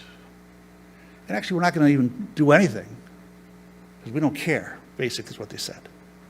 And so then he said, we'll put up, we caused a little bit of stink, we'll put up a solar farm. And I'm not even sure if that even went up. That was 2011, 2012. The bylaw said you had to have an end use. So he said one thing, and then another thing came up. And then right here, and then what happened? So that was so when we talked about cranberries, we talked about by right. Then we talk about the difference between a zoning permit. So you have the easiest is by right. Second, more difficult is zoning permit. And the next one is special permit. And so then you ask, what are we going to change here, Mr. Alderman? So in relation to the zoning permit, that's what once we have a zoning permit that's issued, there's been a number of appeals that have been filed with the ZBA. And the level of scrutiny when the zoning board looks at what a building inspector has done, it just has to be reasonable. A reasonable is like, yeah, I think 25% of what he said is fine. It's an extremely low level. When I look at the zoning board, when someone appeals a building inspector's zoning permit, It's very, very, very, very difficult to say that there's nothing that the building inspector, he wasn't reasonable. You know, yeah, he was reasonable, he came up with something. So it's very, very, very difficult for me to overturn a zoning permit. So I think we have to tighten that up. And the zoning permit was happened at 71 Hedges. Then let's talk about special permit. So right here we have a case, Mr. Spencer, at 10 Collins. And that's the one when you drive south on Route 3 to the right there. And so that was another, the plan looks very, very good. Lots of tons and tons of cubic yards have been taken out, but the plan was really good. The end uses, yep, we're gonna build this, that, and the other thing. We don't have anything. And so we have a bond in the bylaw that says that if you don't do something, we're gonna hold you to this bond. It's not a cash bond.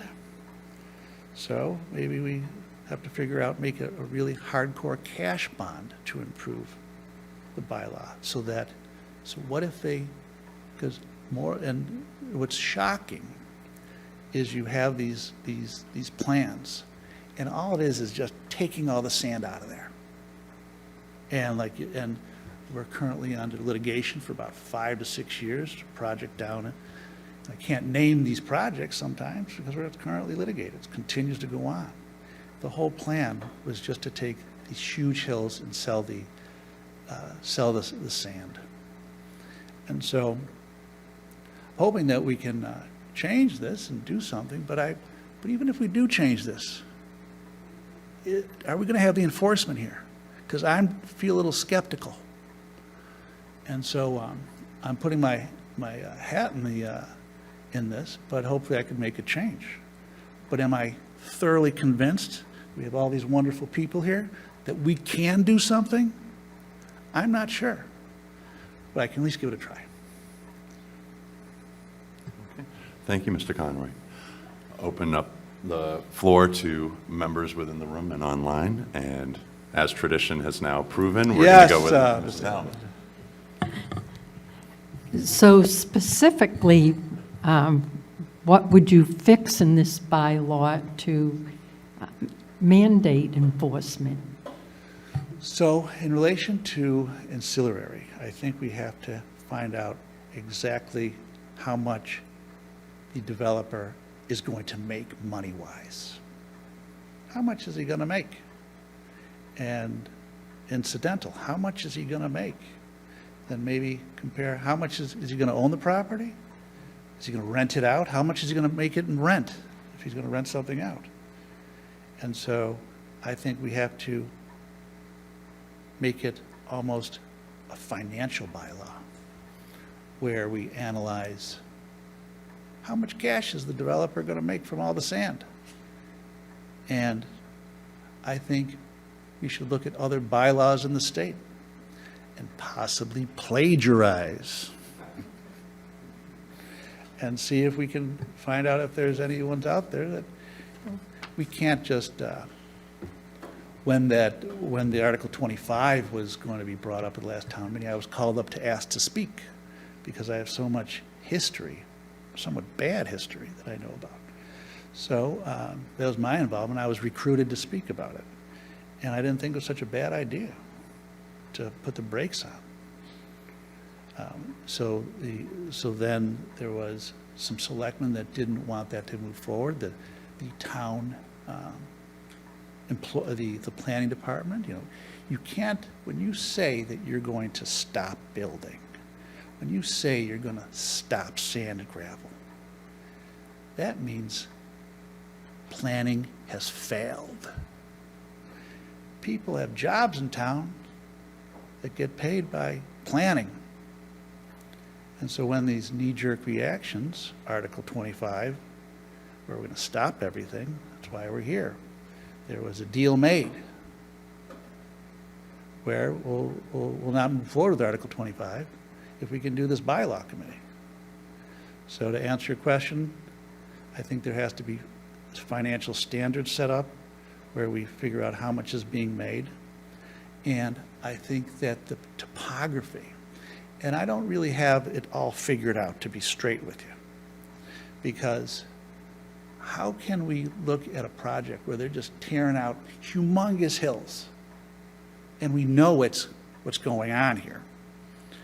And looking at the topography, maybe you're only allowed to take out so much based on topography,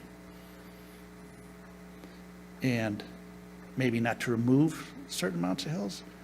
But I think that that has to be analyzed.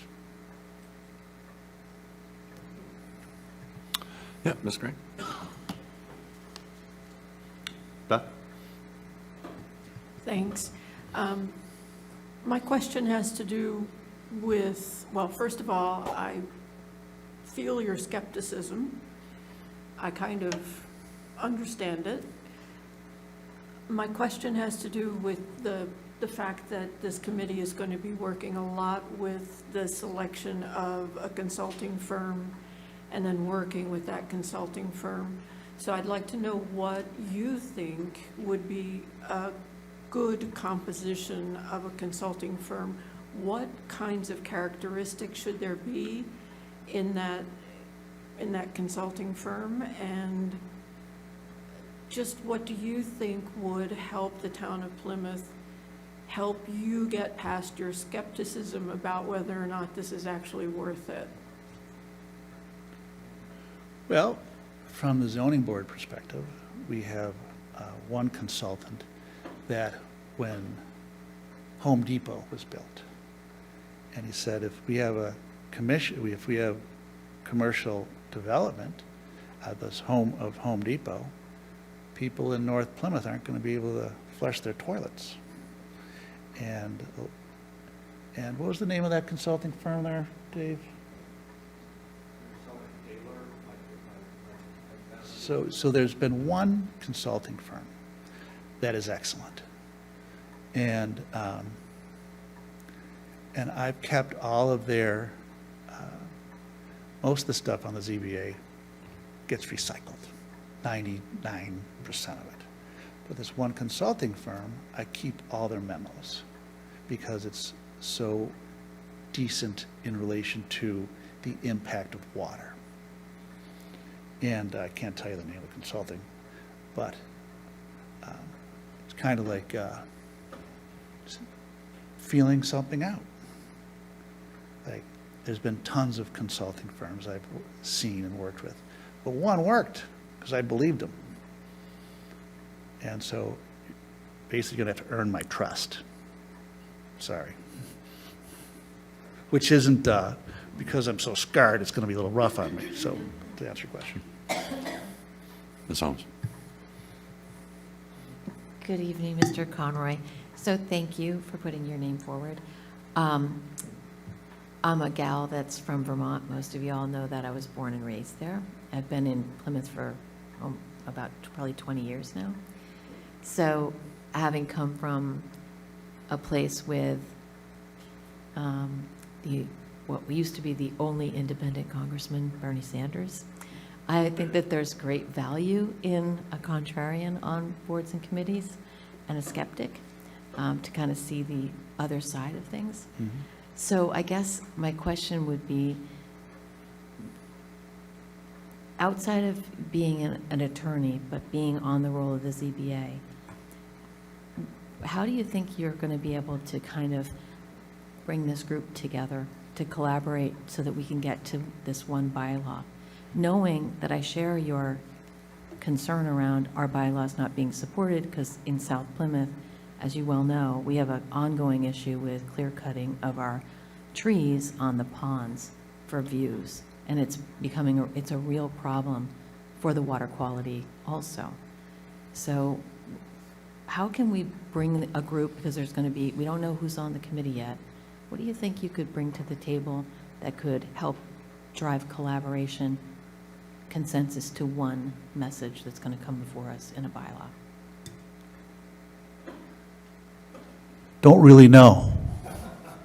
Got to be honest with you. We have, so what's happening here is it's kind of like politics a little bit. So what I hear tonight is the pendulum has moved more towards conservation. 2018, it was more towards development.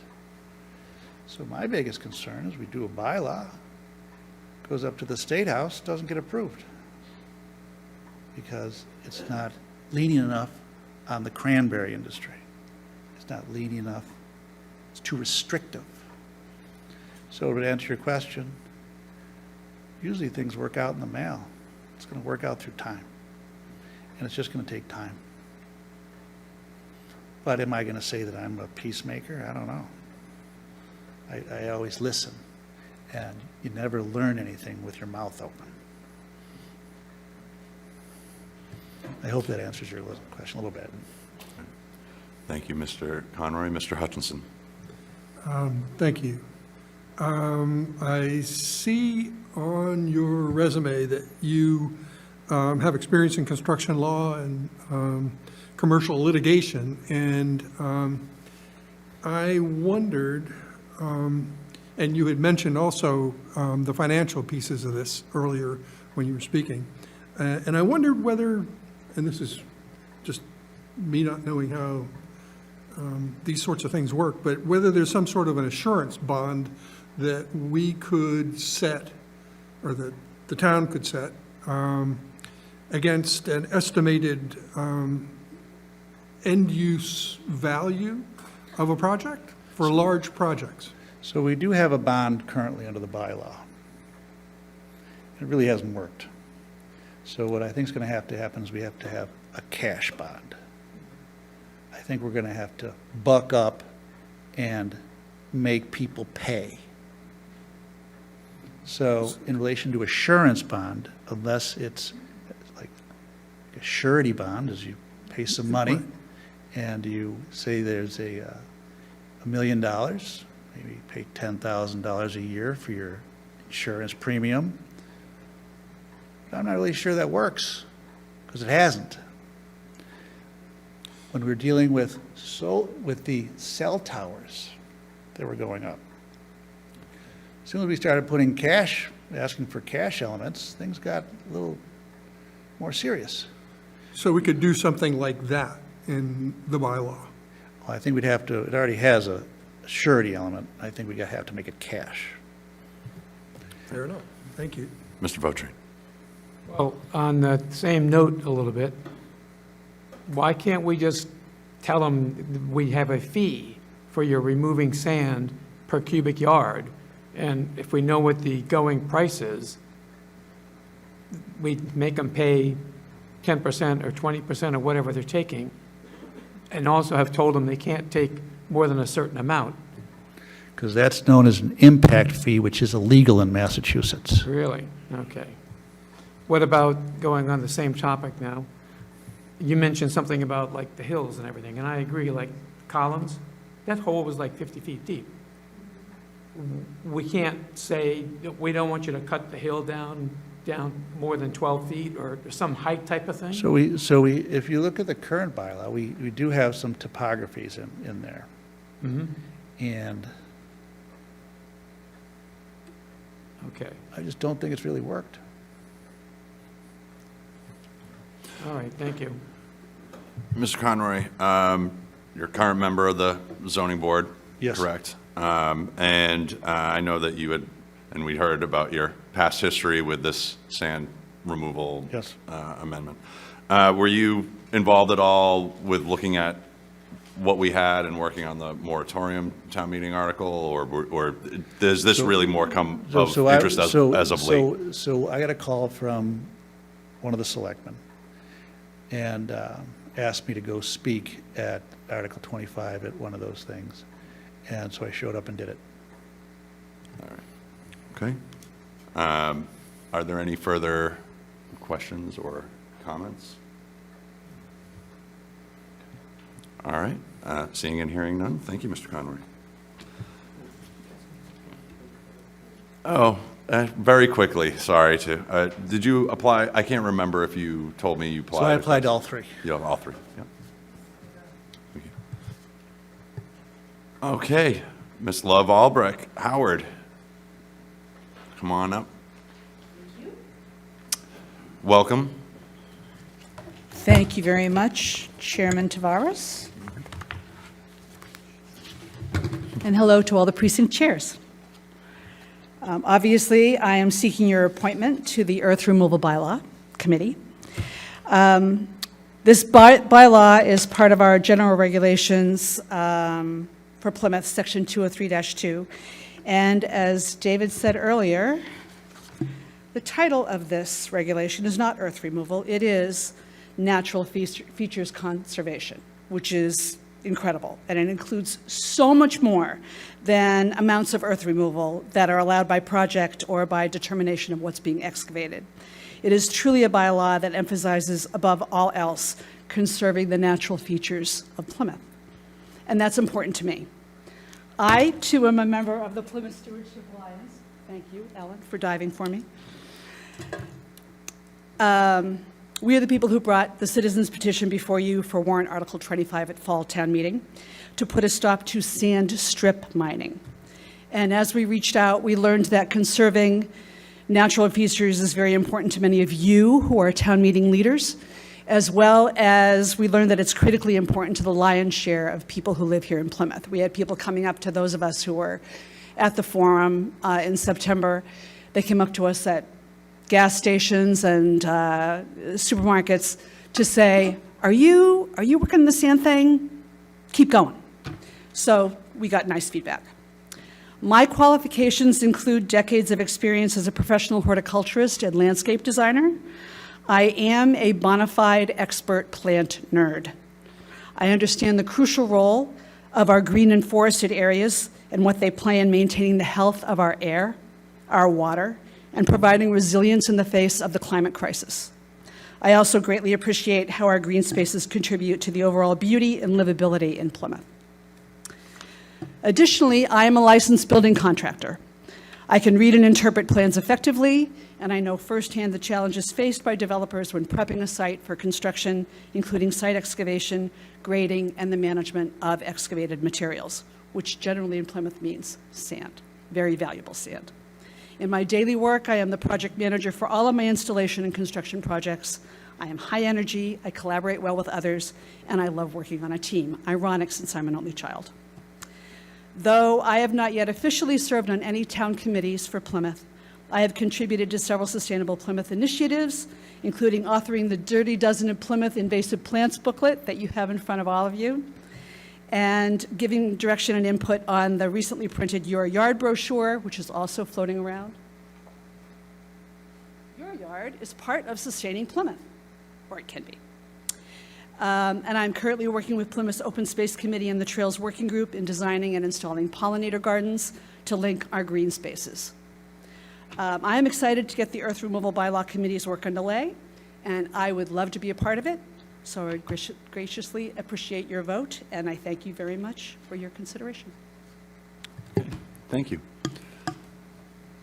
I am not one to break tradition, so Mrs. Adelman, with your question, please. What needs to be fixed in this present bylaw? Thank you, Pat. Well, it's hard to follow who I'm following here because they gave so many great answers. There's a section that allows certain cubic yardages that are allowed to be withdrawn and moved off the site for certain projects, like single-family home, 1,000 cubic yards.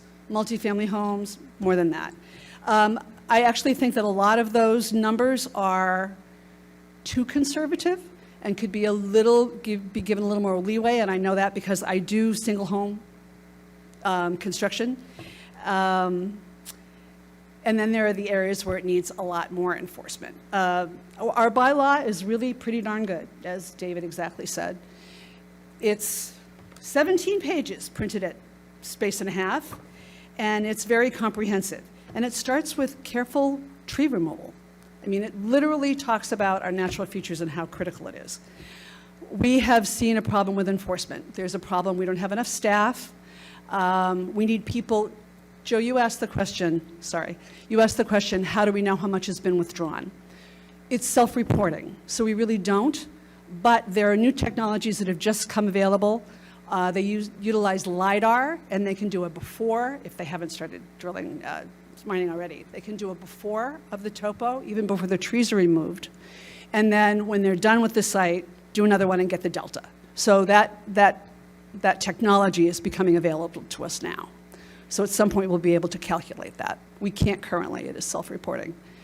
And it's very frustrating to us to see something like a 10 Collins Ave, like you mentioned, going deeper and deeper. They actually cut and dug into groundwater, and that is illegal, and it's against our bylaws.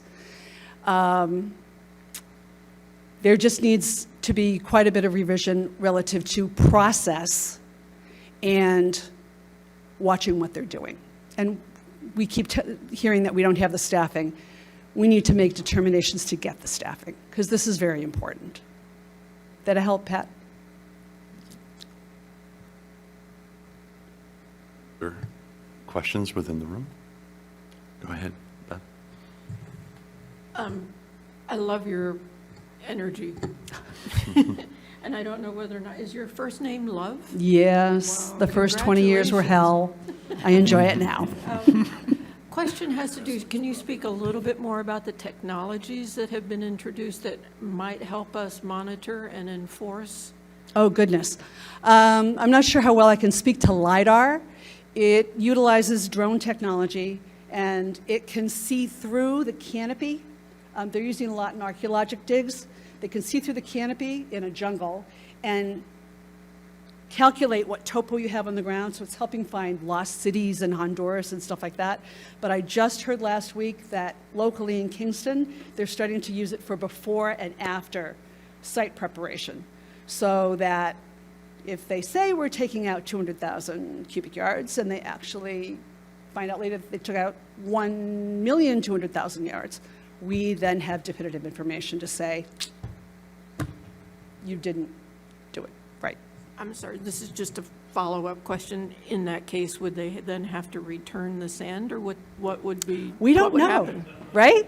We would have to think what logical consequences would be. If things were being monitored all along, we wouldn't have that problem, but they're not.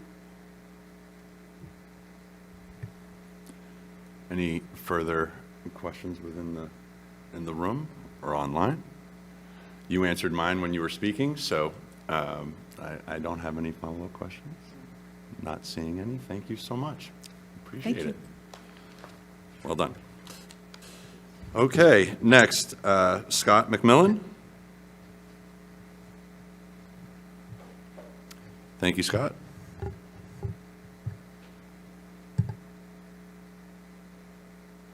Thank you. My name is Scott McMillan. I appreciate being invited to speak tonight in support of my candidacy on the committee. So I'm a little different than most of the candidates. There's some excellent candidates. I'm pretty much blown away reading the bios of people. And there's some really good candidates. I think I bring something a little bit different. I don't bring policy, town policy experience. I've not served on any town committees or boards. I am a relatively new resident to the town of Plymouth. But what I do bring is a 42-year career in environmental hydrogeology. And associated environmental consulting, environmental issues. At the same time, I'm passionate about the environment, and I'm a recent resident of Plymouth. I've lived here only for 3 years. However, I'm a joiner of volunteer organizations. I've gotten involved in a number of different environmental groups in Plymouth and also in New York State, where I have a second home. I'm involved with my precinct with Joe Hutchinson. I live in Redbrook development in Precinct 17. I've gotten to know David, and I work with Hampton. I'm not part of the Plymouth Stewardship Alliance, because I know that'll be a question. And I have applied to all 3 boards, so get that out of the way. So I'm making a second career of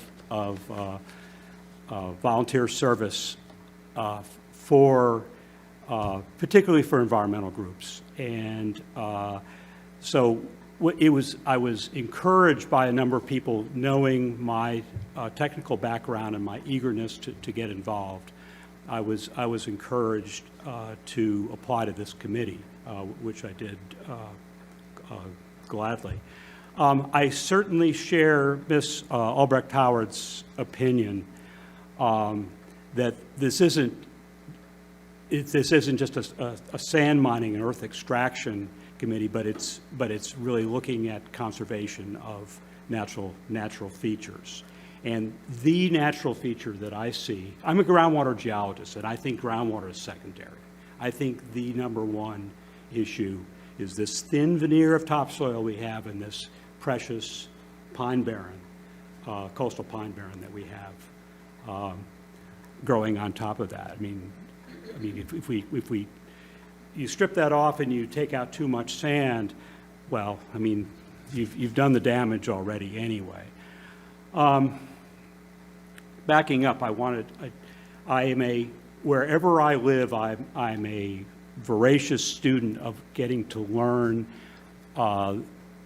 about the natural and social resources of where I live. And even though I've only lived here 3 years, I feel like I've become intimately familiar with the geologic processes, the natural environment, the topography. You know, I hike and I bicycle all over, and I've really gotten to know Plymouth in my 3 short years here.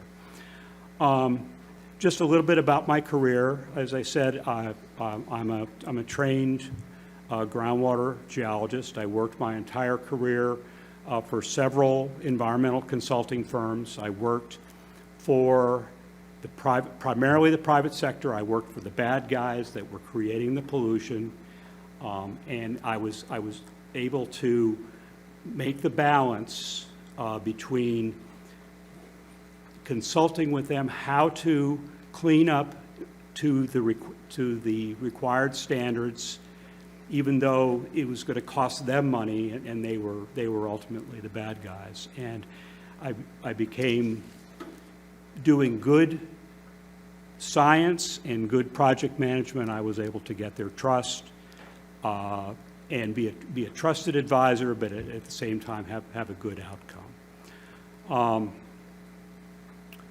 So I think what I can bring to the table is I also feel like I am a good manager, and I am a team player. I work for developing consensus. I believe that I can bring organization to the committee. I can bring technical expertise. I can bring and knowledge of the environment, and work towards developing consensus on the committee. I think we have many people here that know a whole lot more than I do about the policy and the nature of the bylaws in Plymouth. And I'm the first to admit, I'm learning, but I don't have the background that those people do. But I think I can complement that expertise. Thank you. Thank you, Mr. McMillan.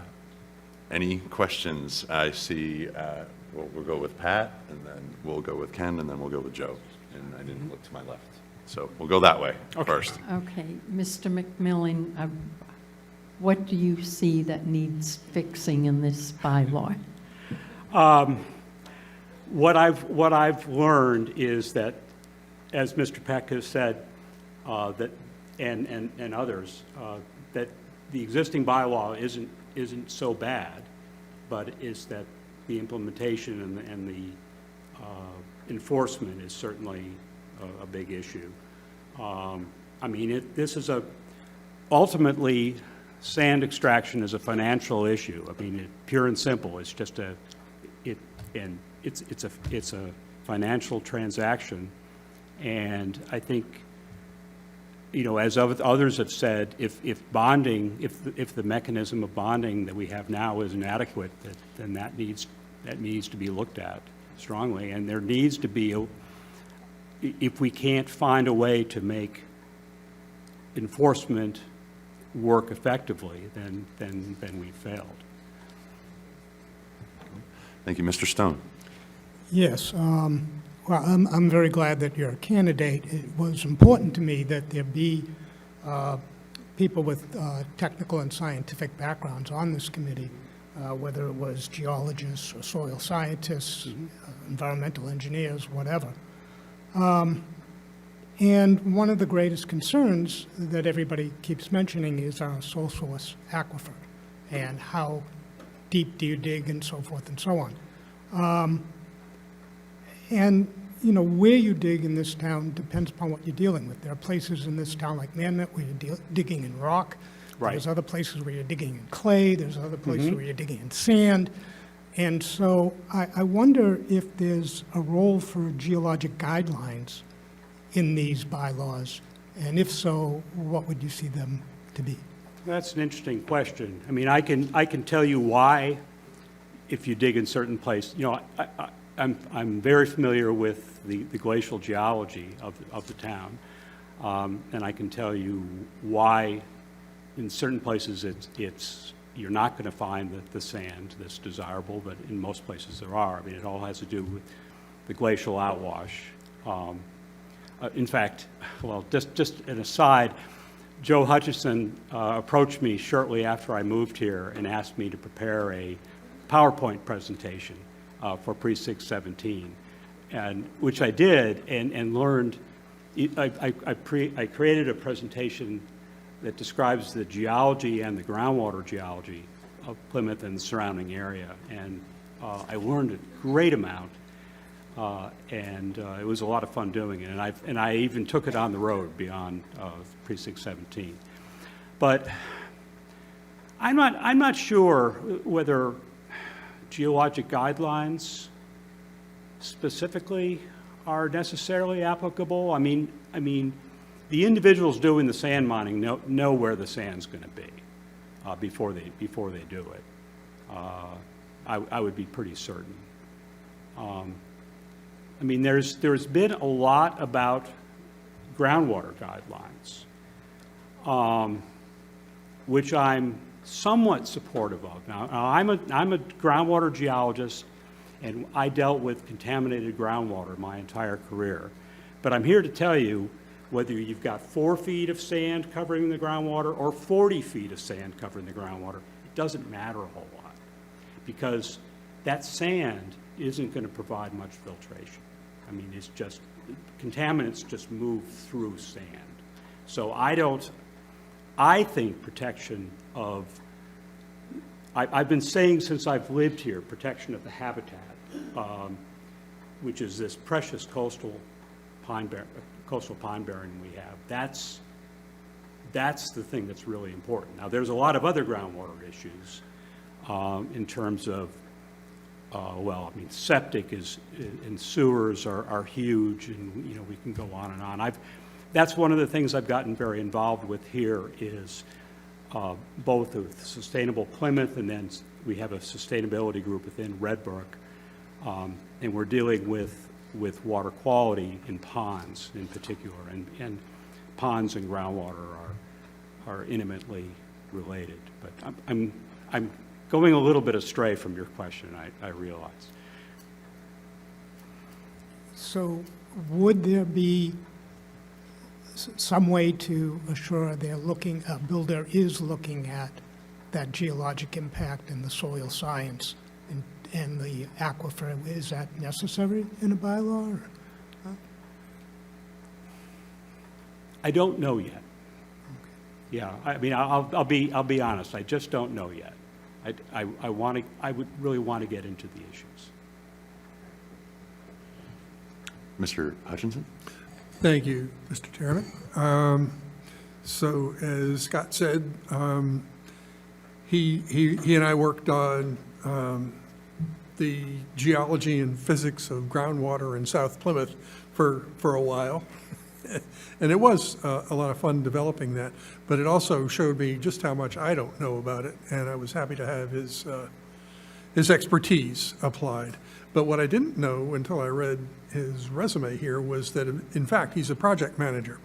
And it's my belief that the ability to work with a team, to be able to set timelines, to set milestones, to set goals, and then to ensure that a process is working and getting to an end goal is one of the key aspects that makes a committee like this successful. And so I'd be interested, since you really have had experience at the intersection of science and process and the private sector, if you could just comment on the importance of project management in terms of your application. Sure. Thank you, Joe. I mean, as Joe mentioned, you know, I developed, sold, and implemented projects for my clients. I understand that, you know, budgets and schedule are absolutely, you know, they're absolutely key, and you know, I'm very familiar with and you know, using the tools to and working with people to you know, stay on budget and, you know, maintain budgets and maintain schedules and deliverables and you know everything else, and you know, managing the process that goes along with that. But it was projects that I was dealing with. I wasn't dealing with corporate management or it was managing actual projects. Any further questions or comments from the committee or online? Not seeing any. Thank you very much. Appreciate thank you you. coming in. Yeah. Okay, moving along to last but not least, we have Mrs. Michelle and, is it Ermin Christensen? Okay, yeah, I didn't want to mispronounce it, but that's how it was listed out here, so I'm sorry if I butchered that. So welcome. Thank you very much, and thanks for your attention during this marathon session. I appreciate it, and I thank you again for inviting us in to talk. So my name is Michelle Christensen. Only my mother calls me Michelle Ann when she's mad. And I am from Precinct 9. I happen to be a town meeting member there. And I think you have a very difficult task this evening, looking at all the candidates that we have here. You have many, many different volunteers and a couple lawyers in there who will understand the regulatory framework, and hydrologists who absolutely understand the science of our aquifer. I'm asking for your selection this evening, though, because I can be a candidate who bridges both those worlds. I offer the technical expertise to validate the science, the executive experience to manage the project, and the town service record to ensure these bylaws can get across the finishing line at our next town meeting, well, the fall town meeting. And I have not been a part of the Plymouth, what was it? PSA. First, on my technical skills. My background is, I think, a little bit tailored to this kind of project. I was quite excited about this, looking at bringing a consultant in to get the right one to work with us to update, modernize, revamp, and get a bylaw in place that's going to make sense for Plymouth, right? I hold a Bachelor of Science in Geological Engineering, where I focused on mining engineering. So that's literally the science of sand and gravel. And I have a Master's of Science in Civil Engineering. And I haven't just studied this theory. I have worked in the field designing dams and tunnels and infrastructure. So a little bit about that. I started my engineering career with the the laboratory up in Corel, Cold Regions Research Engineering Laboratory in Lebanon, New Hampshire. Met my husband, he's Danish. Off we went to Denmark. Denmark absolutely has Greenland as part of it. Greenland has soil, sand, ice, snow, and by the way, the only way they get water is coming off the inland ice, or they have to desalinize the ocean, right? So I did a lot of project works there.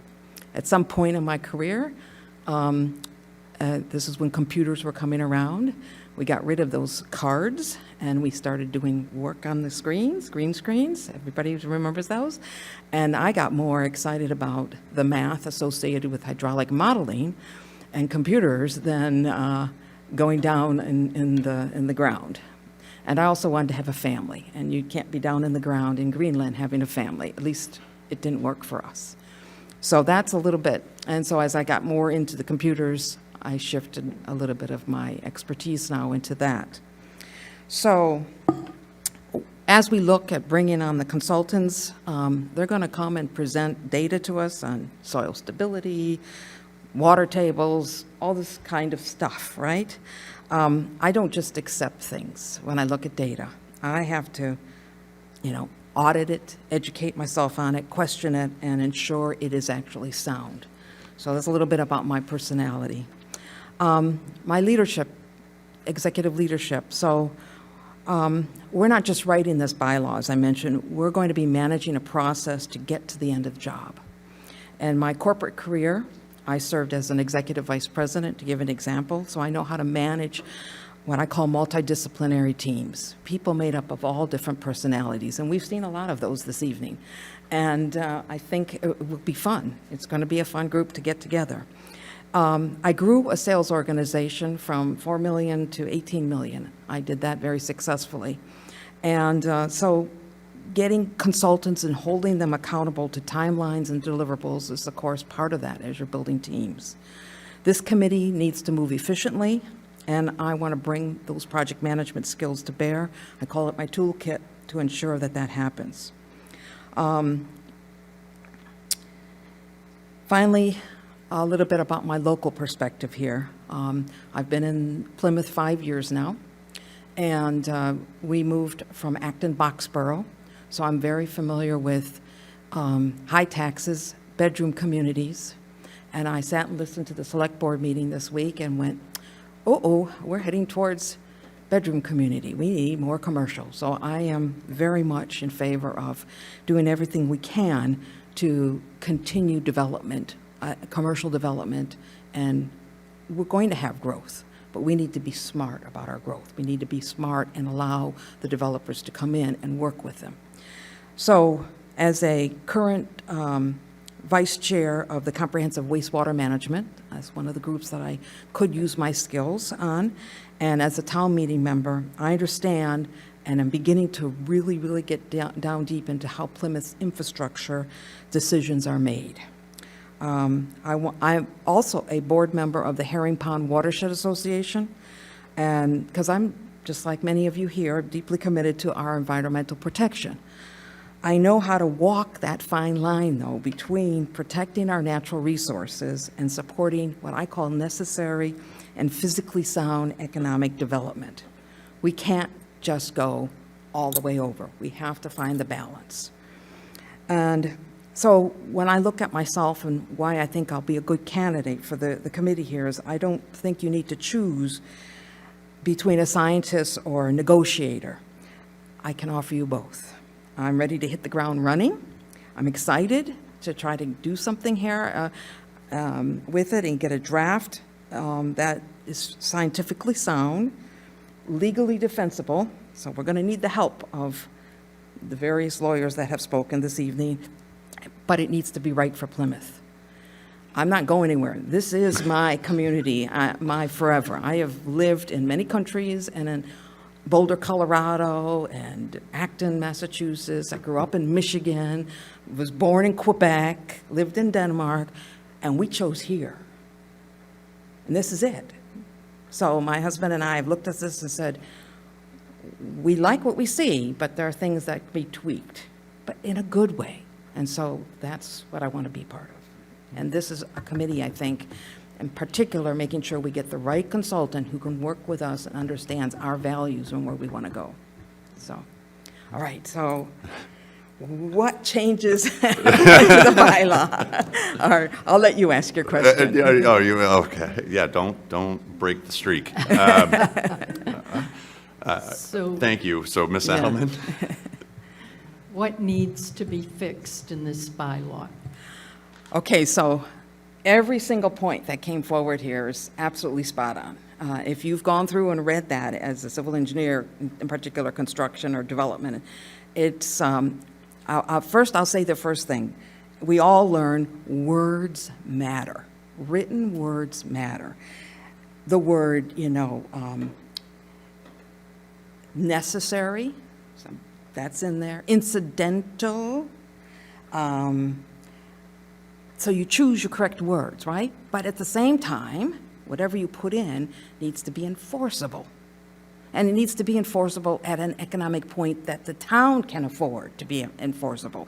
Sending somebody had that point of 40 hours where they sat and counted trucks. I mean, so there are technologies, and Google Earth does a good job in particular of helping. There's a lot of newer, modern, in particular in the construction areas. We can, can we afford them? Can we get licenses for some of the technology to do it? That's what we'll have to work with the consultant to figure out what's the price point for that.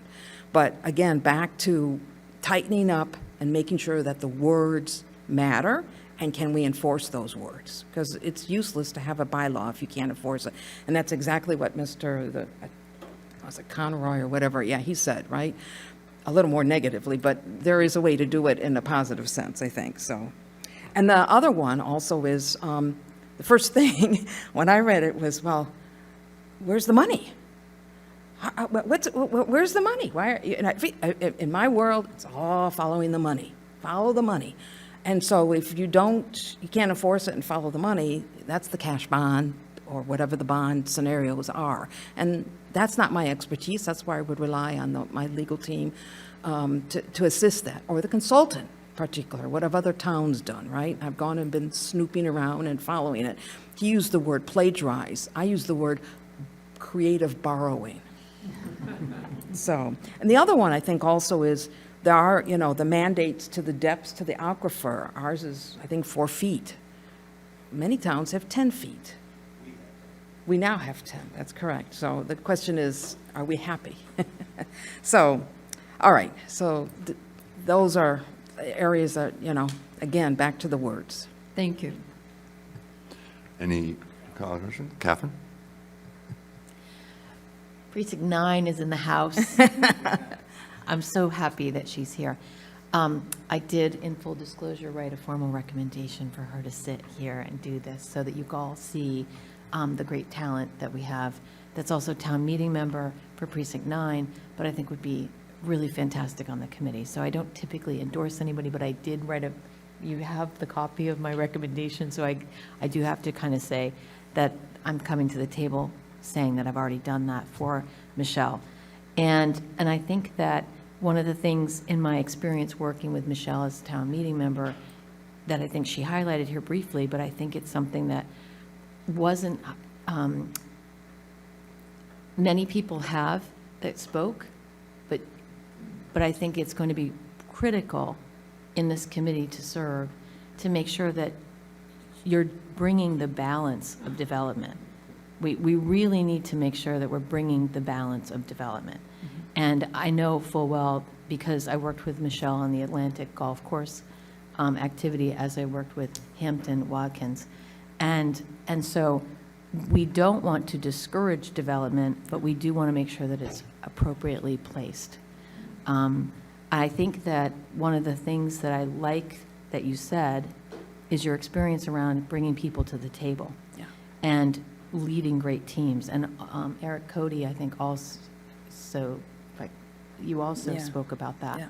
I think that's also going to be some of the things that we have to, as a body, look at when we're voting these people in, is to understand how they're going to actually work together so that we can make sure that we get something we can vote on.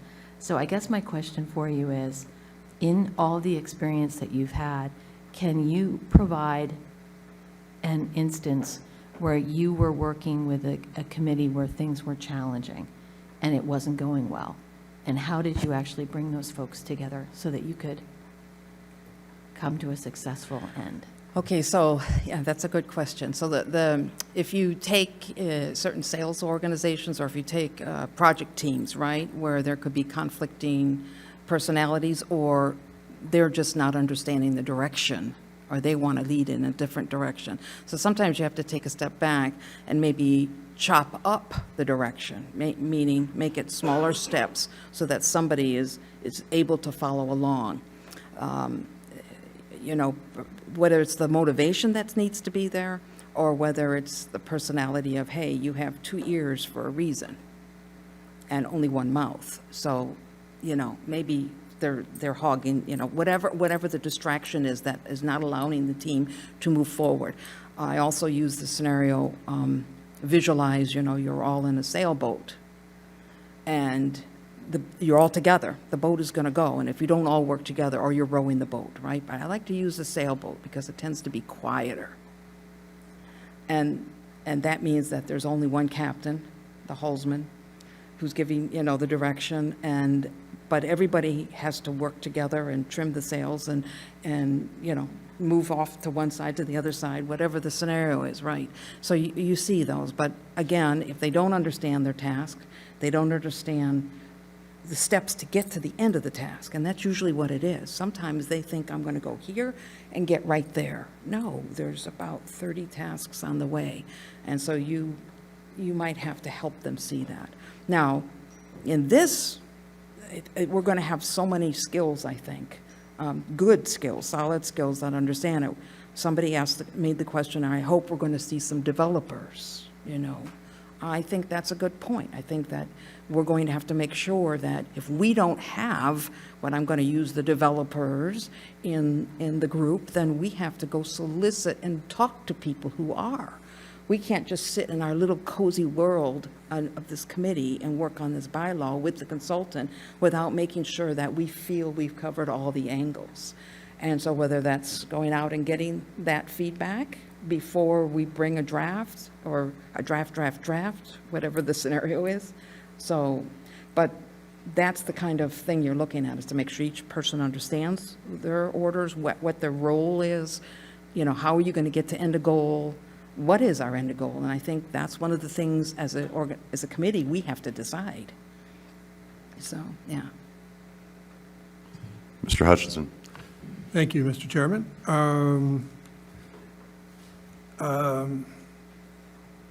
So you've mentioned consultants a number of times. Yes. In the planning department's announcement, they talk about this committee working in tandem with consultants. Mm-hmm. And I don't know what that means. For me, when we talked about this across time, this committee was going to be comprised of technically oriented contributors who would manage themselves. And so that brings to the fore the question of what kind of consultant do you envision working with? Like an engineering consultant, a management consultant, a legal consultant, all of the above, which is to say a company that comes with lots of different skill sets and domains, what level of independence do you see this committee having from the consultants themselves? Which is to say, would you be looking for advice from the consultants, or would you be looking for the consultants to manage the process? Okay, so a lot of questions, so I'll back up a little. So I think that because we're going to be, because we're going to be specifically looking at the bylaws, we understand the holes that can be in our bylaws, but we're looking for consultants that have maybe previously done this, and whether it's a single person or multiple people in the organization, where we'll call them a consulting firm kind of thing. So they may be bringing different people to the table. I'm not sure if it's, as I mentioned, a single person with the skills, but I don't have a legal skills. I don't, I can certainly take a jab at writing legally, but I would always run it through legal. Now, I don't think that the consultant doesn't necessarily need to be legal. They need to be familiar with how town bylaws are put together, and maybe have done this, because many other towns have already gone through, specifically to sand and gravel, some of them. So, it could be scientific, it could be, I don't know, it probably would be an engineer. I would definitely see some technical background, but not necessarily. Because you can have enough scientific background and still have the logic that's there. So, it's kind of a mixture of them, I would say. Now, would they be working alone? I think the key word there was in tandem. And I think in tandem means together with us. So we will be looking for them to give us advice, because whatever we write, we don't want to be back in the same problem that we are in 5 years or 10 years. Again, the words matter, so whatever we put down is going to be important. So I would definitely be looking for them to coach and advise us on it. And that could be them writing, or that could be us writing at the same time. I mean, we have to work together as a group and decide that, I think. Sure. I might have misspoke on what the word was, tandem, but working in, the sense of it was working in parallel with. Yes. And I just didn't know where to put that, and I didn't mean to put you on the spot. Okay, that's all right. No, but it was a good question, because I don't see us each in parallel, sitting here working and then trying to, Right. no. We're one team working together. And they can be advising us. I would be looking at case studies in particular. What did they do in those case studies? Maybe this consultant was even involved in some of those case studies and could give us a deeper analysis on it and tell us, advice, right, from that perspective, yeah. Thank you. All right, you're welcome, no problem. Any further questions or Oh, comments? I will say, I did apply for the other two. Oh, sure, the select board and Yeah. the planning board, okay. Full disclosure, got it. Well, I mean, if you're going to do one, I you know, might as well we forgot paste to it ask over to that. the other two, and I saw, oh, wait a minute, this is the way it's going to be. So, Sure. thank you. No, smart move. Yeah. Okay, any further questions or comments? Not seeing any, thank you very much. Appreciate it. Okay, so thank you all for coming in. I appreciate it. The Committee of Precinct Chairs appreciates it, and for answering all of our questions thoroughly. At this point, the way that this will go, I know I mentioned it probably 2 hours ago, so I'll go over it again, is we're going to do the roll by precinct, because we are hybrid, but also this is the easiest way to do this. It's very similar to other boards and committees within the town that make appointments. You will choose 3 from the 8 that graciously appeared and applied before us today. I do want to point to the committee charge, make sure that you all have seen it. Yeah. And I'll take questions as well, sure. Are you? Yep, go ahead. The question has to do with, if you could just let us know which of the candidates has applied to all 3 of the, I believe it was all of them. all of them? Yeah. Well, then that makes it a lot easier. Thank you. Okay. I just want to point to the committee charge that was given to us, or given to you all. The membership criteria, I'm going to go over those bullet points quickly, just as you make your decision. And I'm basically stalling a little bit so everybody can think a little bit before they make their decision. No.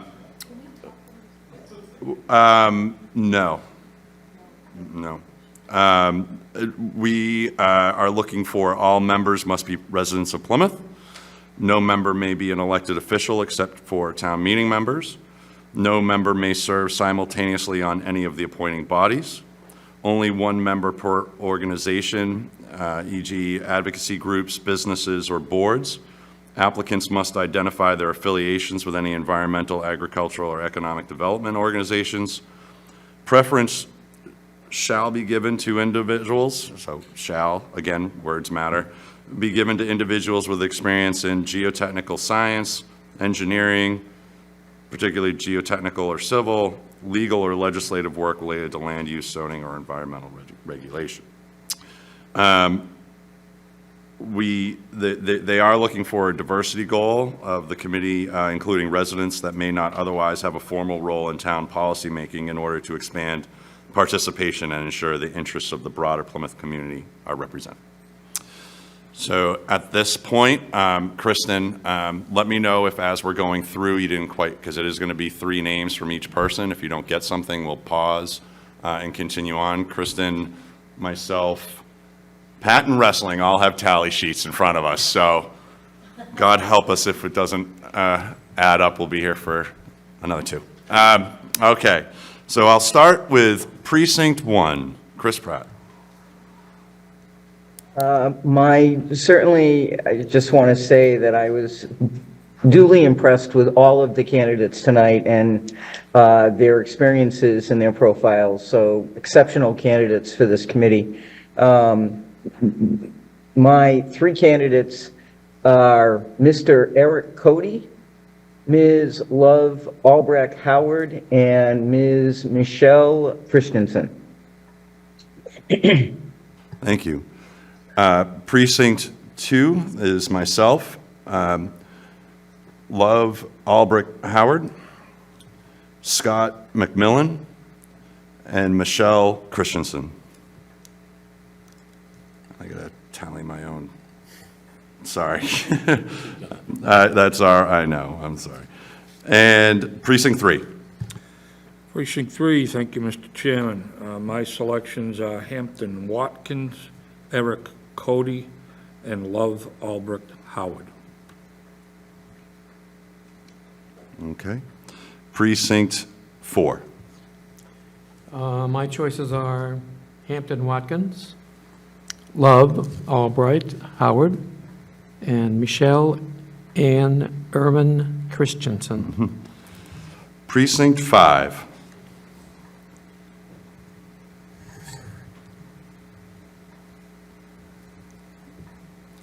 Oh, that's right, he's absent, I'm sorry. Precinct 6. It's been a long evening. My choices are David Peck, Eric Cody, and Michelle Christensen.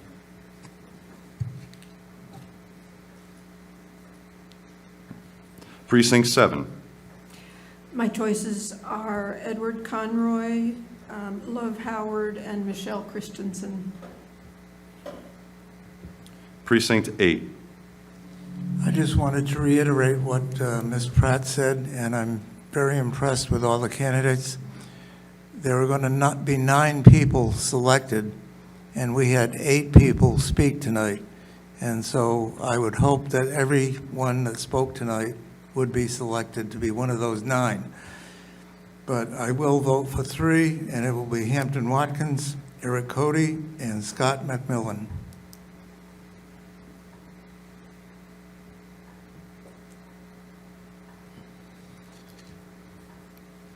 Sorry, you have no idea how much work this is. Okay, Precinct 9. Yes, I do. So I'm just thrilled that we got so many people that came forward to request to be on this committee. I also love that we got so many faces that we don't typically see. So we have a lot of new faces. So I'm also going to vote in a strategic way because I feel pretty confident that if the person's in the rooms that I don't vote for, I feel confident that they're going to get on in another board. So my choices are Love, Michelle, and Eric Cody. Precinct 10.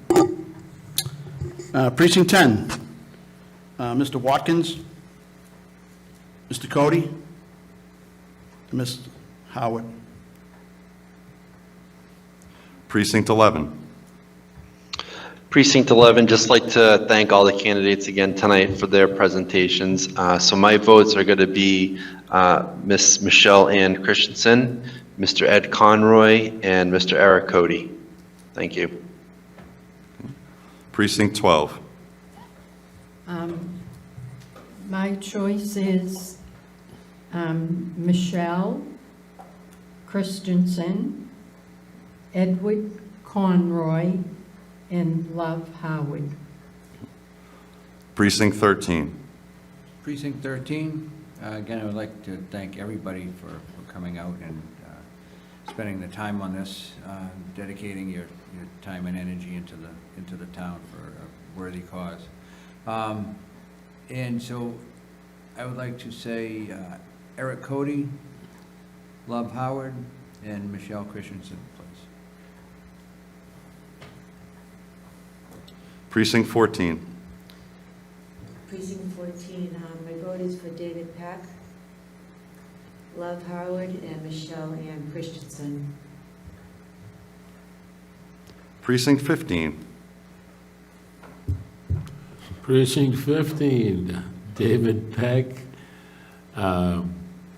Hampton, and Michelle. Precinct 16. Yeah, I want to thank all the candidates for making this a really difficult decision. You're all fantastic. I'm glad you're all applying to all of the committees and hope to see you on them. I will vote for Eric Cody, Love Howard, and Michelle Christensen. Precinct 17. I echo Ken's sentiments about everybody's efforts. And I'd vote for Mr. McMillan, Hampton, and Love. Precinct 18. Thanks, Matt. Yeah, I think everybody did an excellent job. I can speak about interviewing and being an engineer as well as some of the others here. I've never had an interview with 18 people minus one, but I've had an interview with 6 people at once. And you guys did a great job. And my vote is for Ed Conroy, Hampton Watkins, and Love Howard. Thank you. Okay, thank you.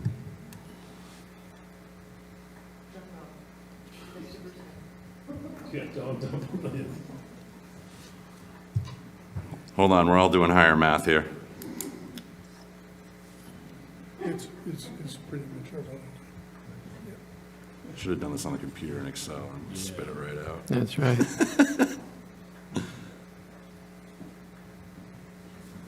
All right, and Kristen, if you have yours ready, I'll take it. What that shows us that people have been thinking about it. I missed one of yours. If this has motivated anyone to move to being only one of 5 members on a select board so it goes Eric quicker, Cody. this was it. Love. And Michelle. Okay. And you're 17, right? I'm 16. Oh, you're 16. Okay, 16. Okay, got it. Okay. All right. So I've got 3. I got 2 with 12, the 2 ladies. I have 13, 15. I have 13. It's wrestling's fault. Yeah. Okay, then I missed one. And wrestling's always good. Mr. Tavares? Well, they ended up with 9 with them. Yes, go ahead, Ms. Pratt. I was pretty attentive and detailed in my counts, and I believe that our selection I have it. You have it? It just Okay. needed 1 second. Okay. It worked out. But you, right. But I'm very excited that Ms. Pratt wanted to jump right in there and get this going. So, all right. So right now we have the tally is Love Howard, Eric Cody, and Michelle Christensen. So thank you very much, and thank you all. I couldn't imagine going before 18 people, so I really do appreciate that. Thank you so much. Yep. So Everybody. I know you're all excited to stay here and listen on, but thank you very much. Thank you all for coming. Yep. Mr. You all- Weber. Everyone did a great job. I just Mr. would like to, Weber. I'd just like to give the candidates a heads up, and I think this is the only committee they're going to go before that had open time to carry on. I think the next two committees, you should all streamline your presentations, because I do know that the select board has a rigid time limit on presentations, so just trying to give you that heads up, that although I haven't heard that they've changed it, but I'm just saying that I don't want to see you shortchanged and all of a sudden have somebody's cell phone alarm go off, because we have a couple of selectmen that do that. So just that heads up, but thank He's you, right about everybody, that. for coming tonight. Yeah, and I could give you a little bit of my theory I thought about, just so you know, and who knows what we're going to get put before us if we ever have to appoint other people. My theory on this one, with us being the first one of the three appointing committees, and knowing that most of them, well, turns out all of them had applied across all three, I thought that this was a good practice for us to hear everything, and then they can, I know there's some select board members, yeah. I appreciate the members, though, here asking great questions and going through it, so thank you all very much. Thank you all. All right, moving along. Oh, here, wake up, Alan. All right, so we have the Legislative Oversight Committee presentation. I know that there are members here from your committee as well, but Mr. Costello is the chair of that committee, and I'm looking forward to the presentation that they put together this evening. So, and I know you've all received it in a hard copy.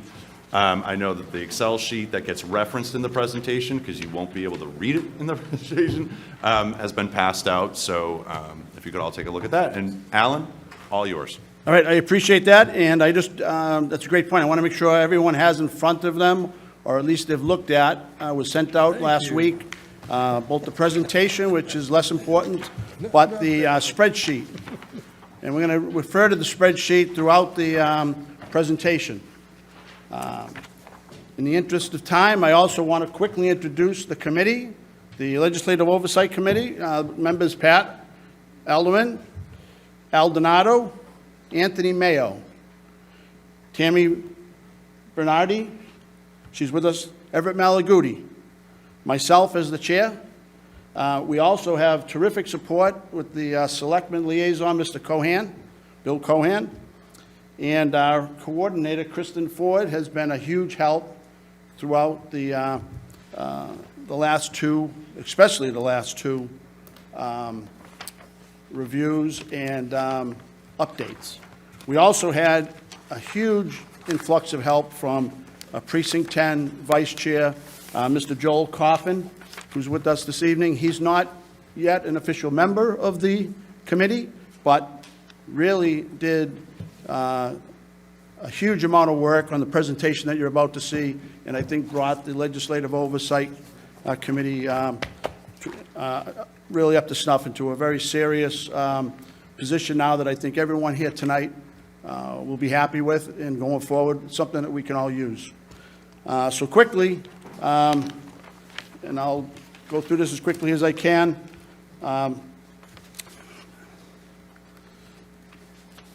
Strengthening the legislative oversight, transparency in town appropriations. Now, we've all heard about the Legislative Oversight Committee for years, and Mr. Cohan, Ms. Pratt was around at the beginning. I was at the beginning, Ms. Holmes, Mr. Brewster, and it's gone through several ebbs and flows, hills and valleys, but I think what you're going to see here tonight is probably the most professional representation of it, and I think everyone will be on board. Okay, so the goal, right back from the very beginning, when this was talked about by this committee, back when Ms. Pratt was the chair, was to ensure taxpayer dollars are tracked, reported, and used effectively within town meeting approval of articles. This review that you're going to see here tonight, and that we've been doing and we're going to continue to do, enhances transparency and accountability across all departments. Okay, so why does this matter?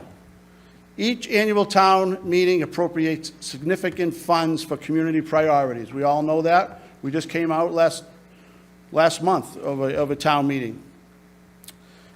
Tracking methods in the past have varied across departments, town departments, resulting in inconsistent reporting of article appropriations.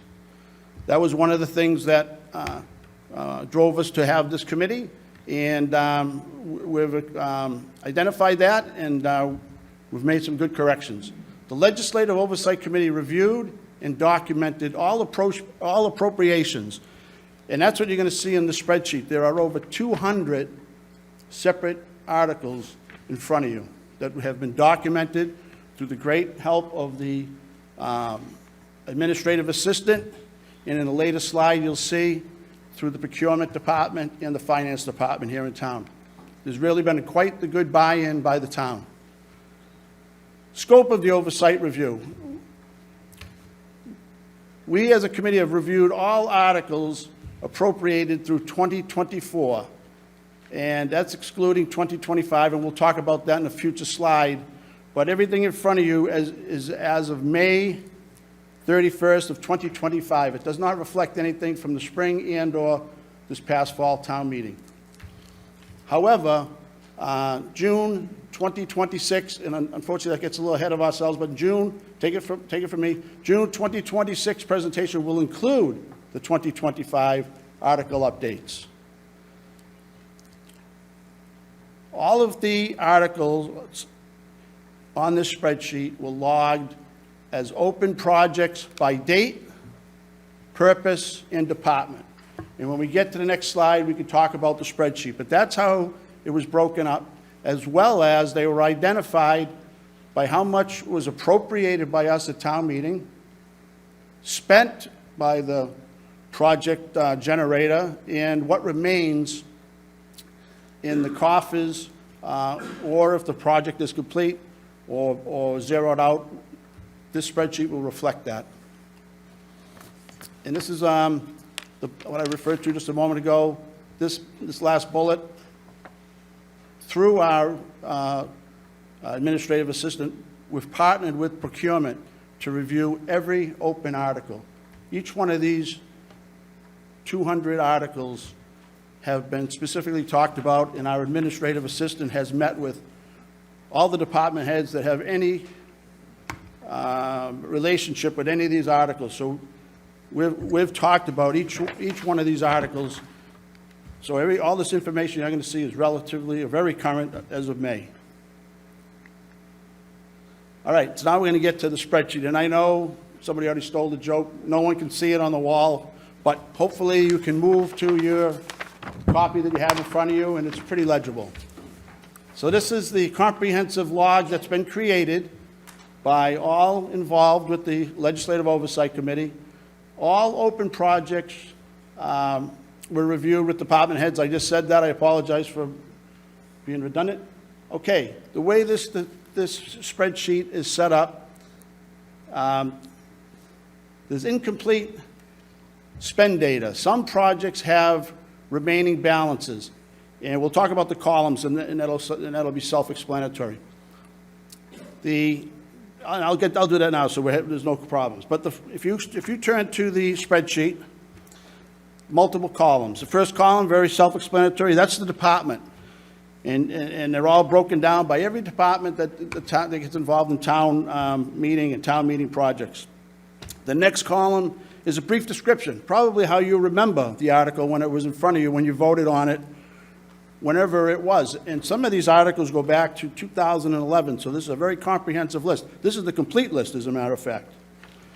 A way to do some tracking is column number 3 has the date. The year is first, and then you may see an F for fall, you may see an S for special, or if you don't see anything, just assume that is the spring annual. And then the next number will be the article number, A, 9A. Let's use the first one as a example, the airport. 2021, Article 9A, number 30. So if you go find your book or whatever, you'll see, you'll come right back to that. That's when that runway length analysis was asked for at town meeting. The next article project is a code that's used by procurement and/or finance. So disregard that. That's not used in any of our needs. The next three columns are important. Those are the money columns. The first column you come upon is available. That, if you go down that column, that is what's available from the original appropriation as of May 31st, 2025. That number, if you go all the way down, fast forward, is in excess of $31 million. The second column is the money that was spent from the original appropriation. And of course, if you go to the very next next column, that was the appropriation. If you do the math, it typically works out perfect that the original money that was allocated for the project minus what was spent to get the project to whatever status it is today, or actually May 31st, and then the monies that are left over. Brings us to the second to the last column, sort of an important column as well. We broke all of these projects down into 4 categories: complete, in progress, on hold, or out to bid. The interesting thing about this spreadsheet is there's 36 articles here today that are complete. They'll come off in July. So you'll see that reflected as you do the math. But 36 of these articles, it's encouraging, have been completed and there may be some monies left over, but the project is complete.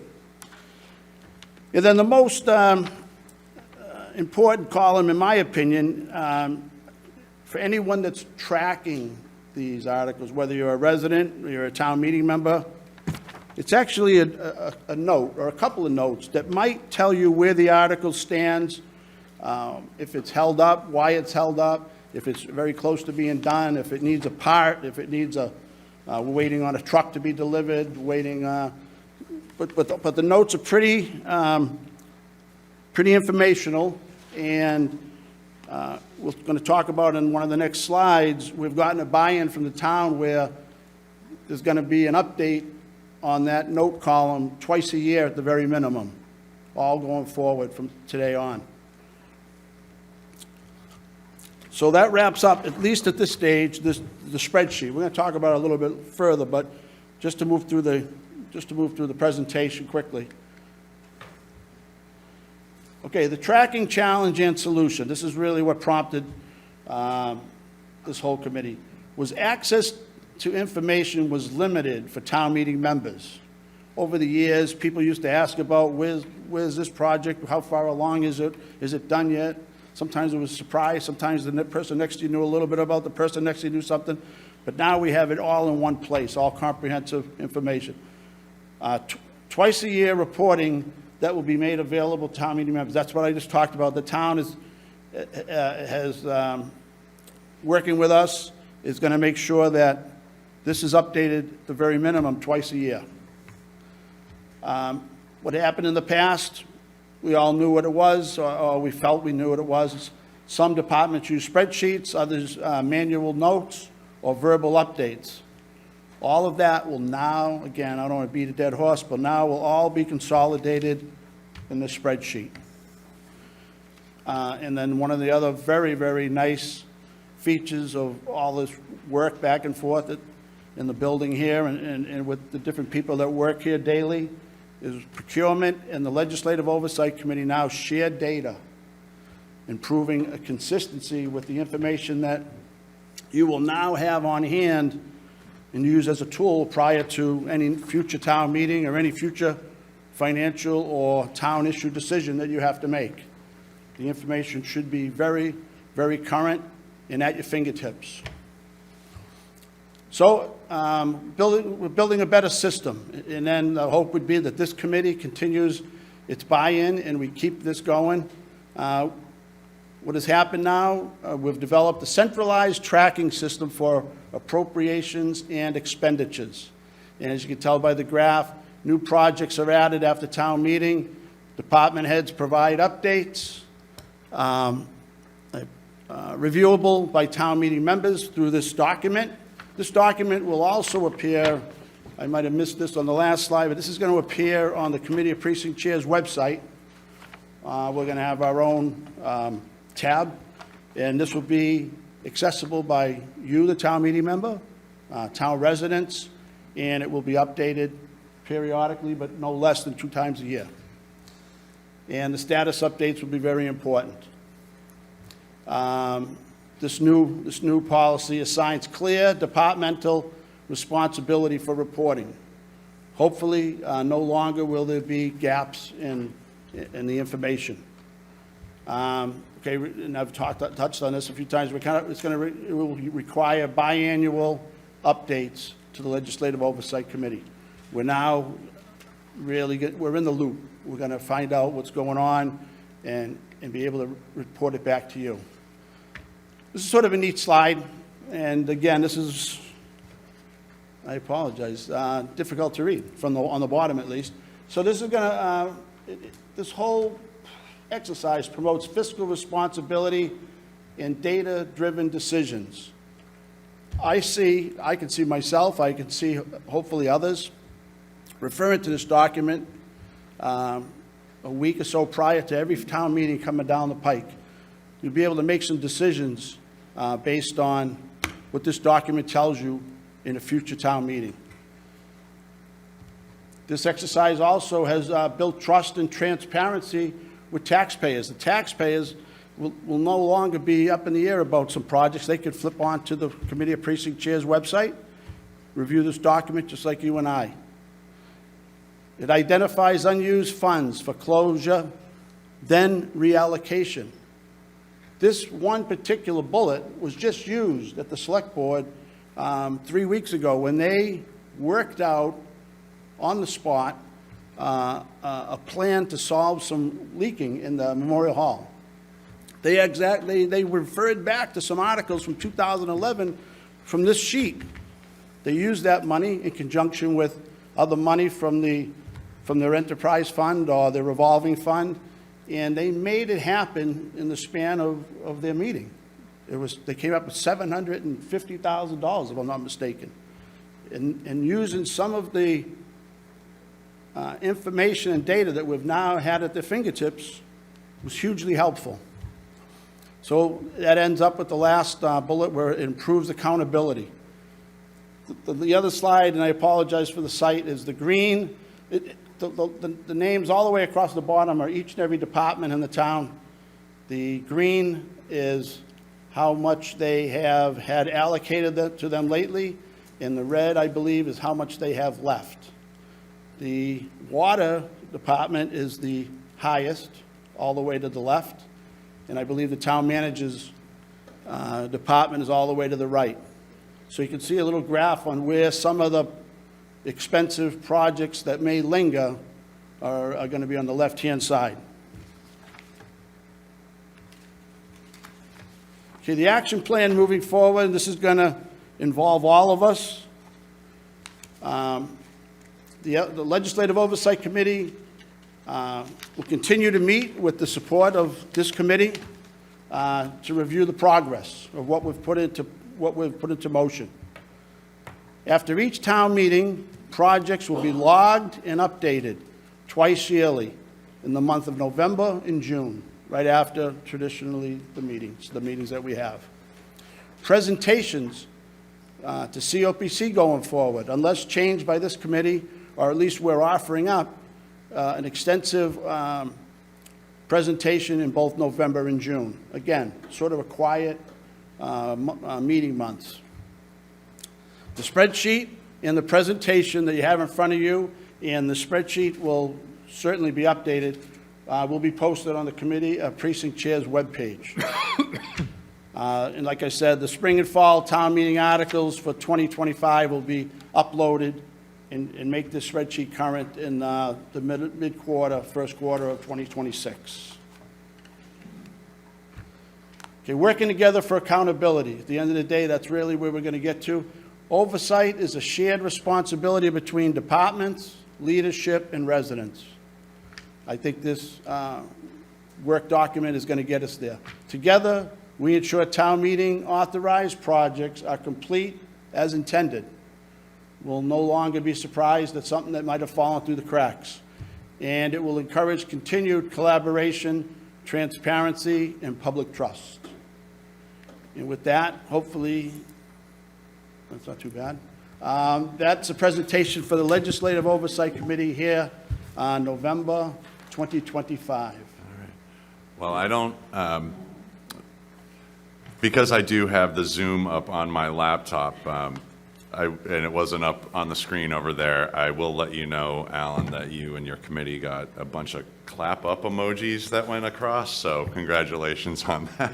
Thank you very much. I'm happy that everyone's Yep. got something to work with now. I know it was a lot of work. I know Kristen put in a lot of time pushing this forward for you guys, and you guys were instrumental in what the direction of the Legislative Oversight Committee, where you were steering that ship, so I appreciate that.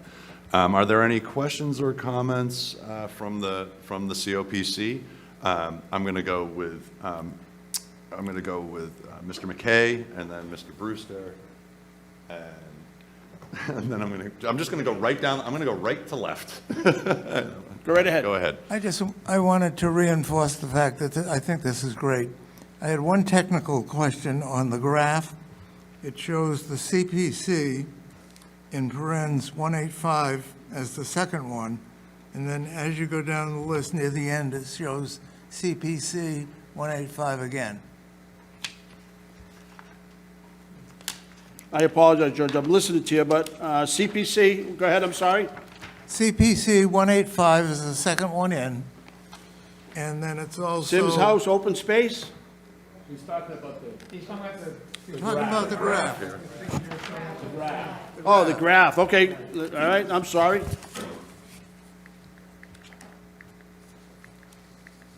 CPC is listed there twice, near the beginning and near the end. CPC 185. CPC is about 8 in. Yeah, and then you have it. It's also at the third one in, or second one in. Oh, and it's over here as well. Kristen, do you happen to know any reasoning behind that? I'll have to check on that, but I'm going to suggest it's a typo. Okay, good. Thank you. I'll get you the right information. All right. I apologize. That was a technical question. What's that? That was a technical question. No, you got me on that. I didn't pick up on that. Kristen might know the answer to this. Kristen, can you explain? I want to put you on the spot, but if you can explain it, then. Or attempt to. I'll have to, hi. I will have to follow up, but I'm thinking that what happened was, where that's also a committee that I work for, and I know for a fact that $3 million has been spent since May to now, Yeah. that I think I took it off, so that's what lowered it to the end. Okay. But I shouldn't have, because we were going only through May 31st. But Okay. I think the $3 million that got spent up at the Plymouth Coalition for the Homeless between May and now, I've reflected, So on it the shows graph. up. So it shows up twice. Yeah, so by I doing think that. if It we're when it gonna- pulled the data. Yeah. Okay. So okay. I think what we should just pay attention to is the second one in, because that was accurate through May 31st. That was the date of all the other data that we received. Okay. Yes. Okay. So, and then I think what happened was the $3 million that Sure. was spent after made that other one made it so small. Okay. So, sorry Is that- about that. I think that helps, Mr. McKay. Yes. Maybe. No, you weren't supposed to see that. Okay. I'm sorry, go ahead.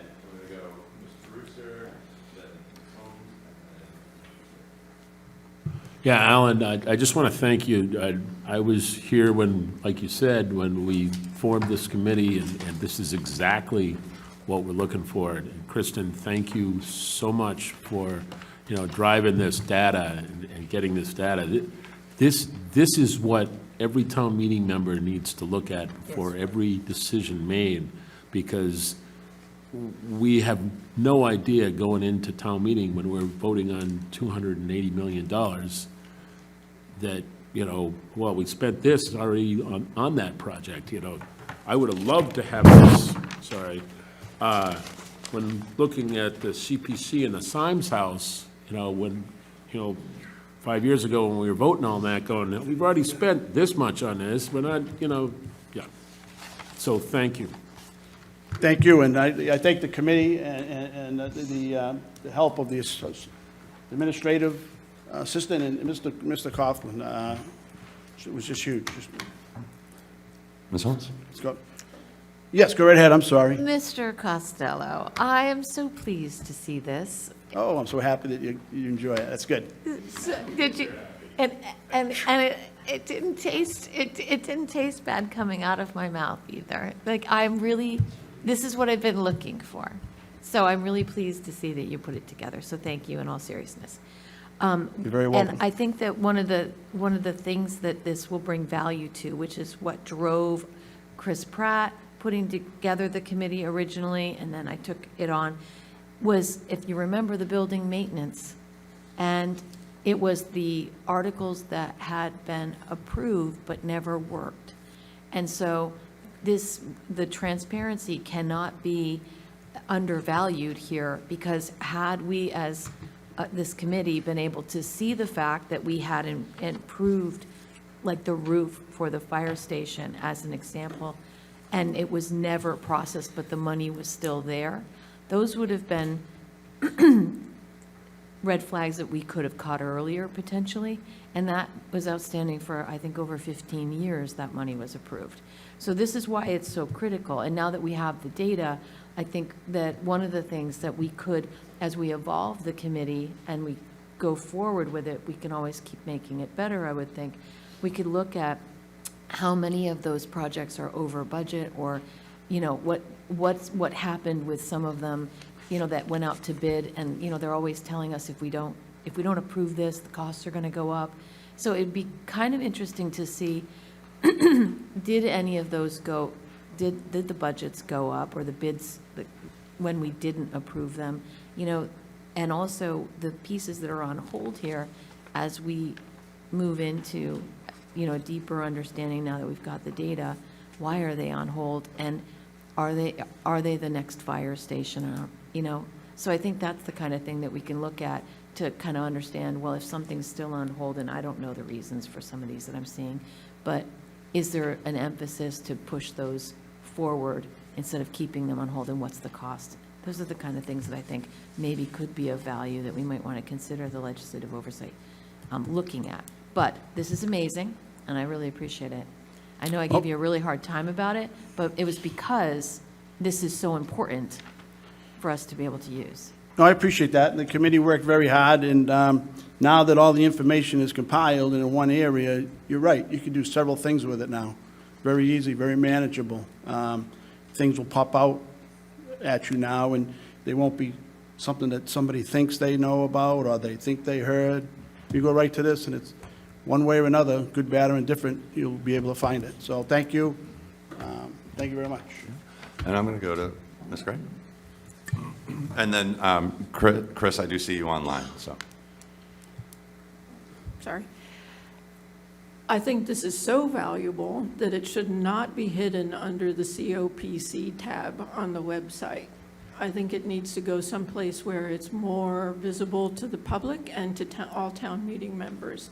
Because unless you know that it's there, that's not the place that you would intuitively go. And I think it's a really helpful piece of information for us to have. That's one thing, that's just a comment, and happy to help you look at the website. No, that's a very fair thought, and maybe through the chairman, maybe the committee of precinct chairs can decide or come up with a better suggestion on where it resides and where it's most easily accessible. Yeah. So, And I think good point. just piggybacking on Catherine's question or comment about the use of the data, it seems to me that this would be very valuable for the departments themselves to be tracking, so that they can hold themselves more accountable to town meeting as well.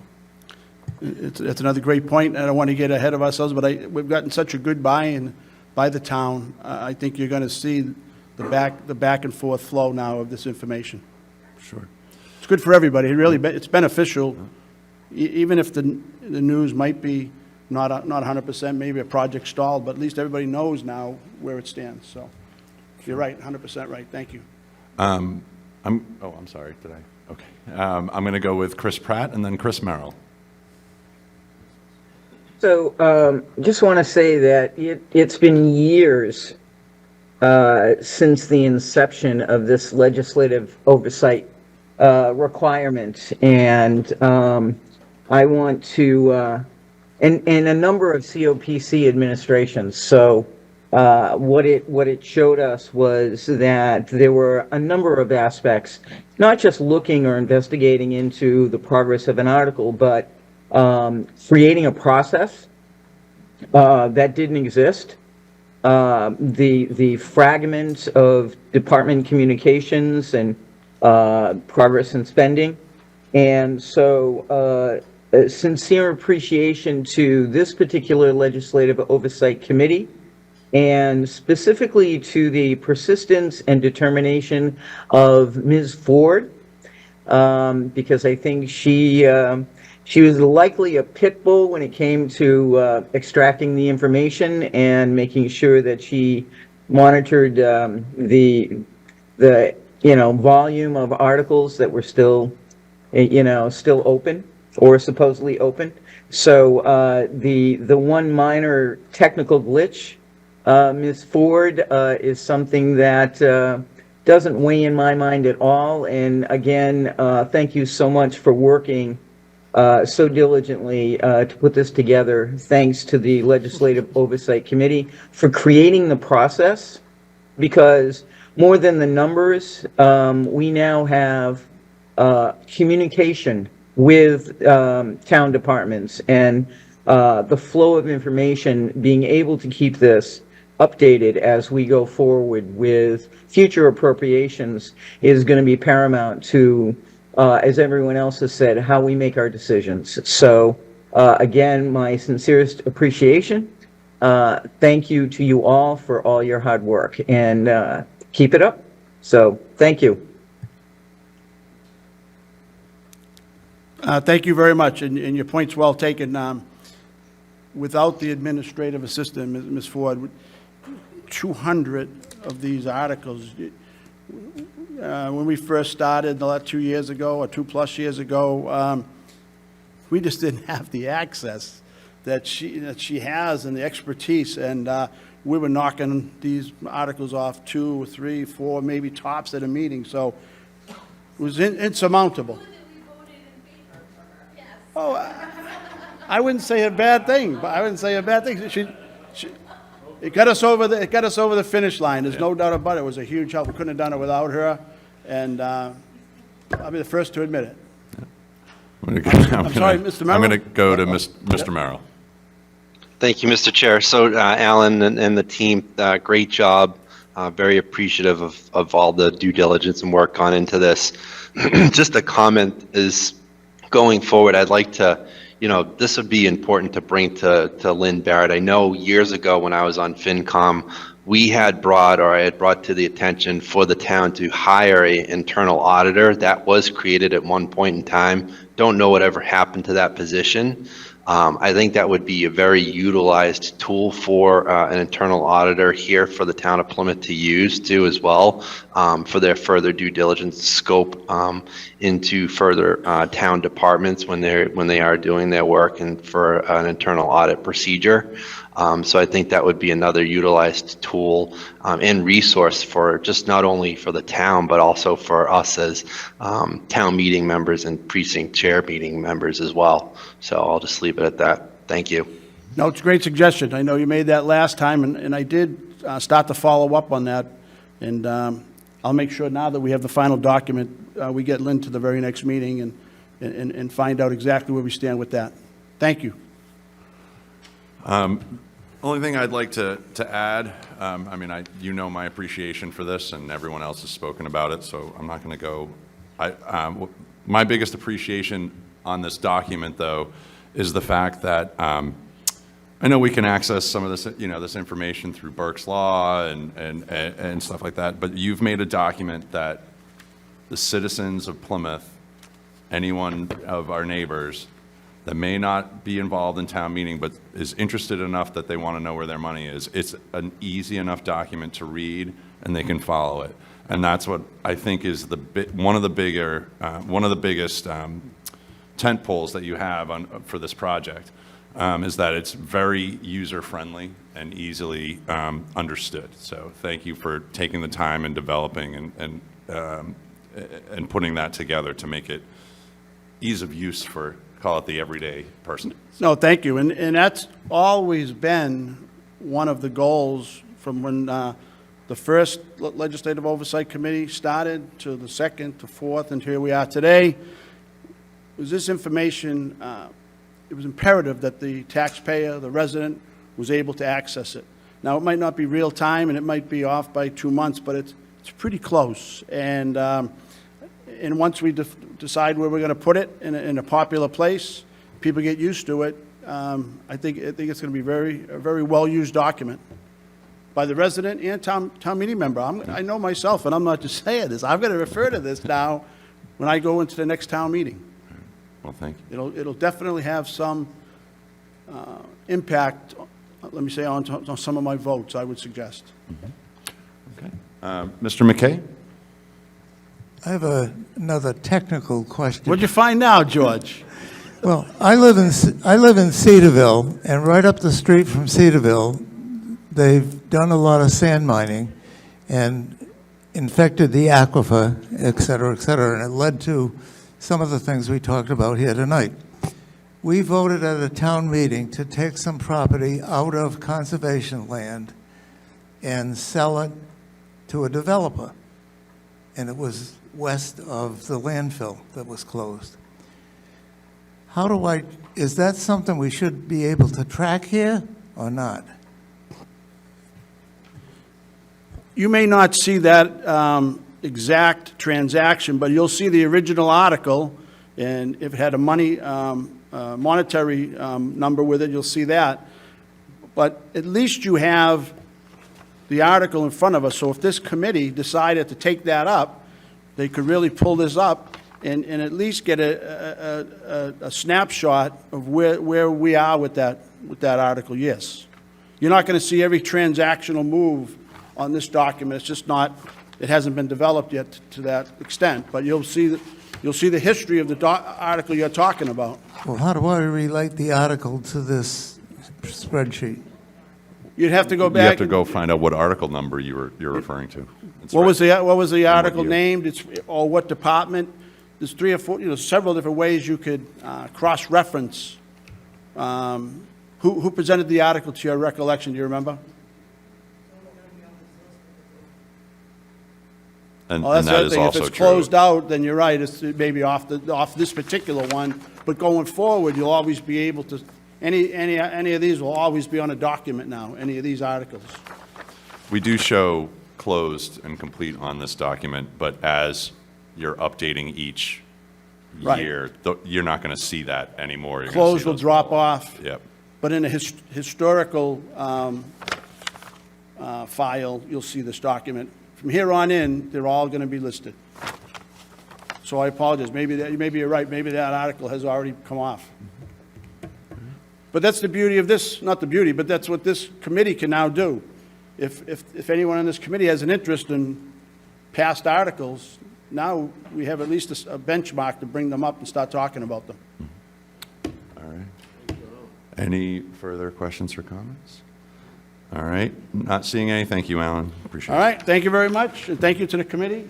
Thank you, Kristen. Thank you, Joel. I think it was a success. Thank you. Job well done. Thank you. All right. So seeing how on the agenda it's 8:30, is there any new business? All right. Pat? It's a comment, not new business. Sure. Okay.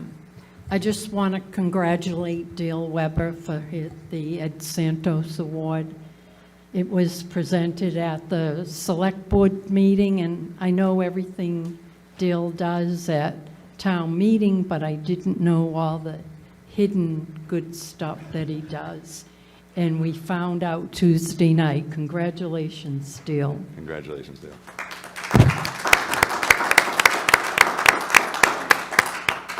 He doesn't like to show that hidden good stuff, apparently, huh?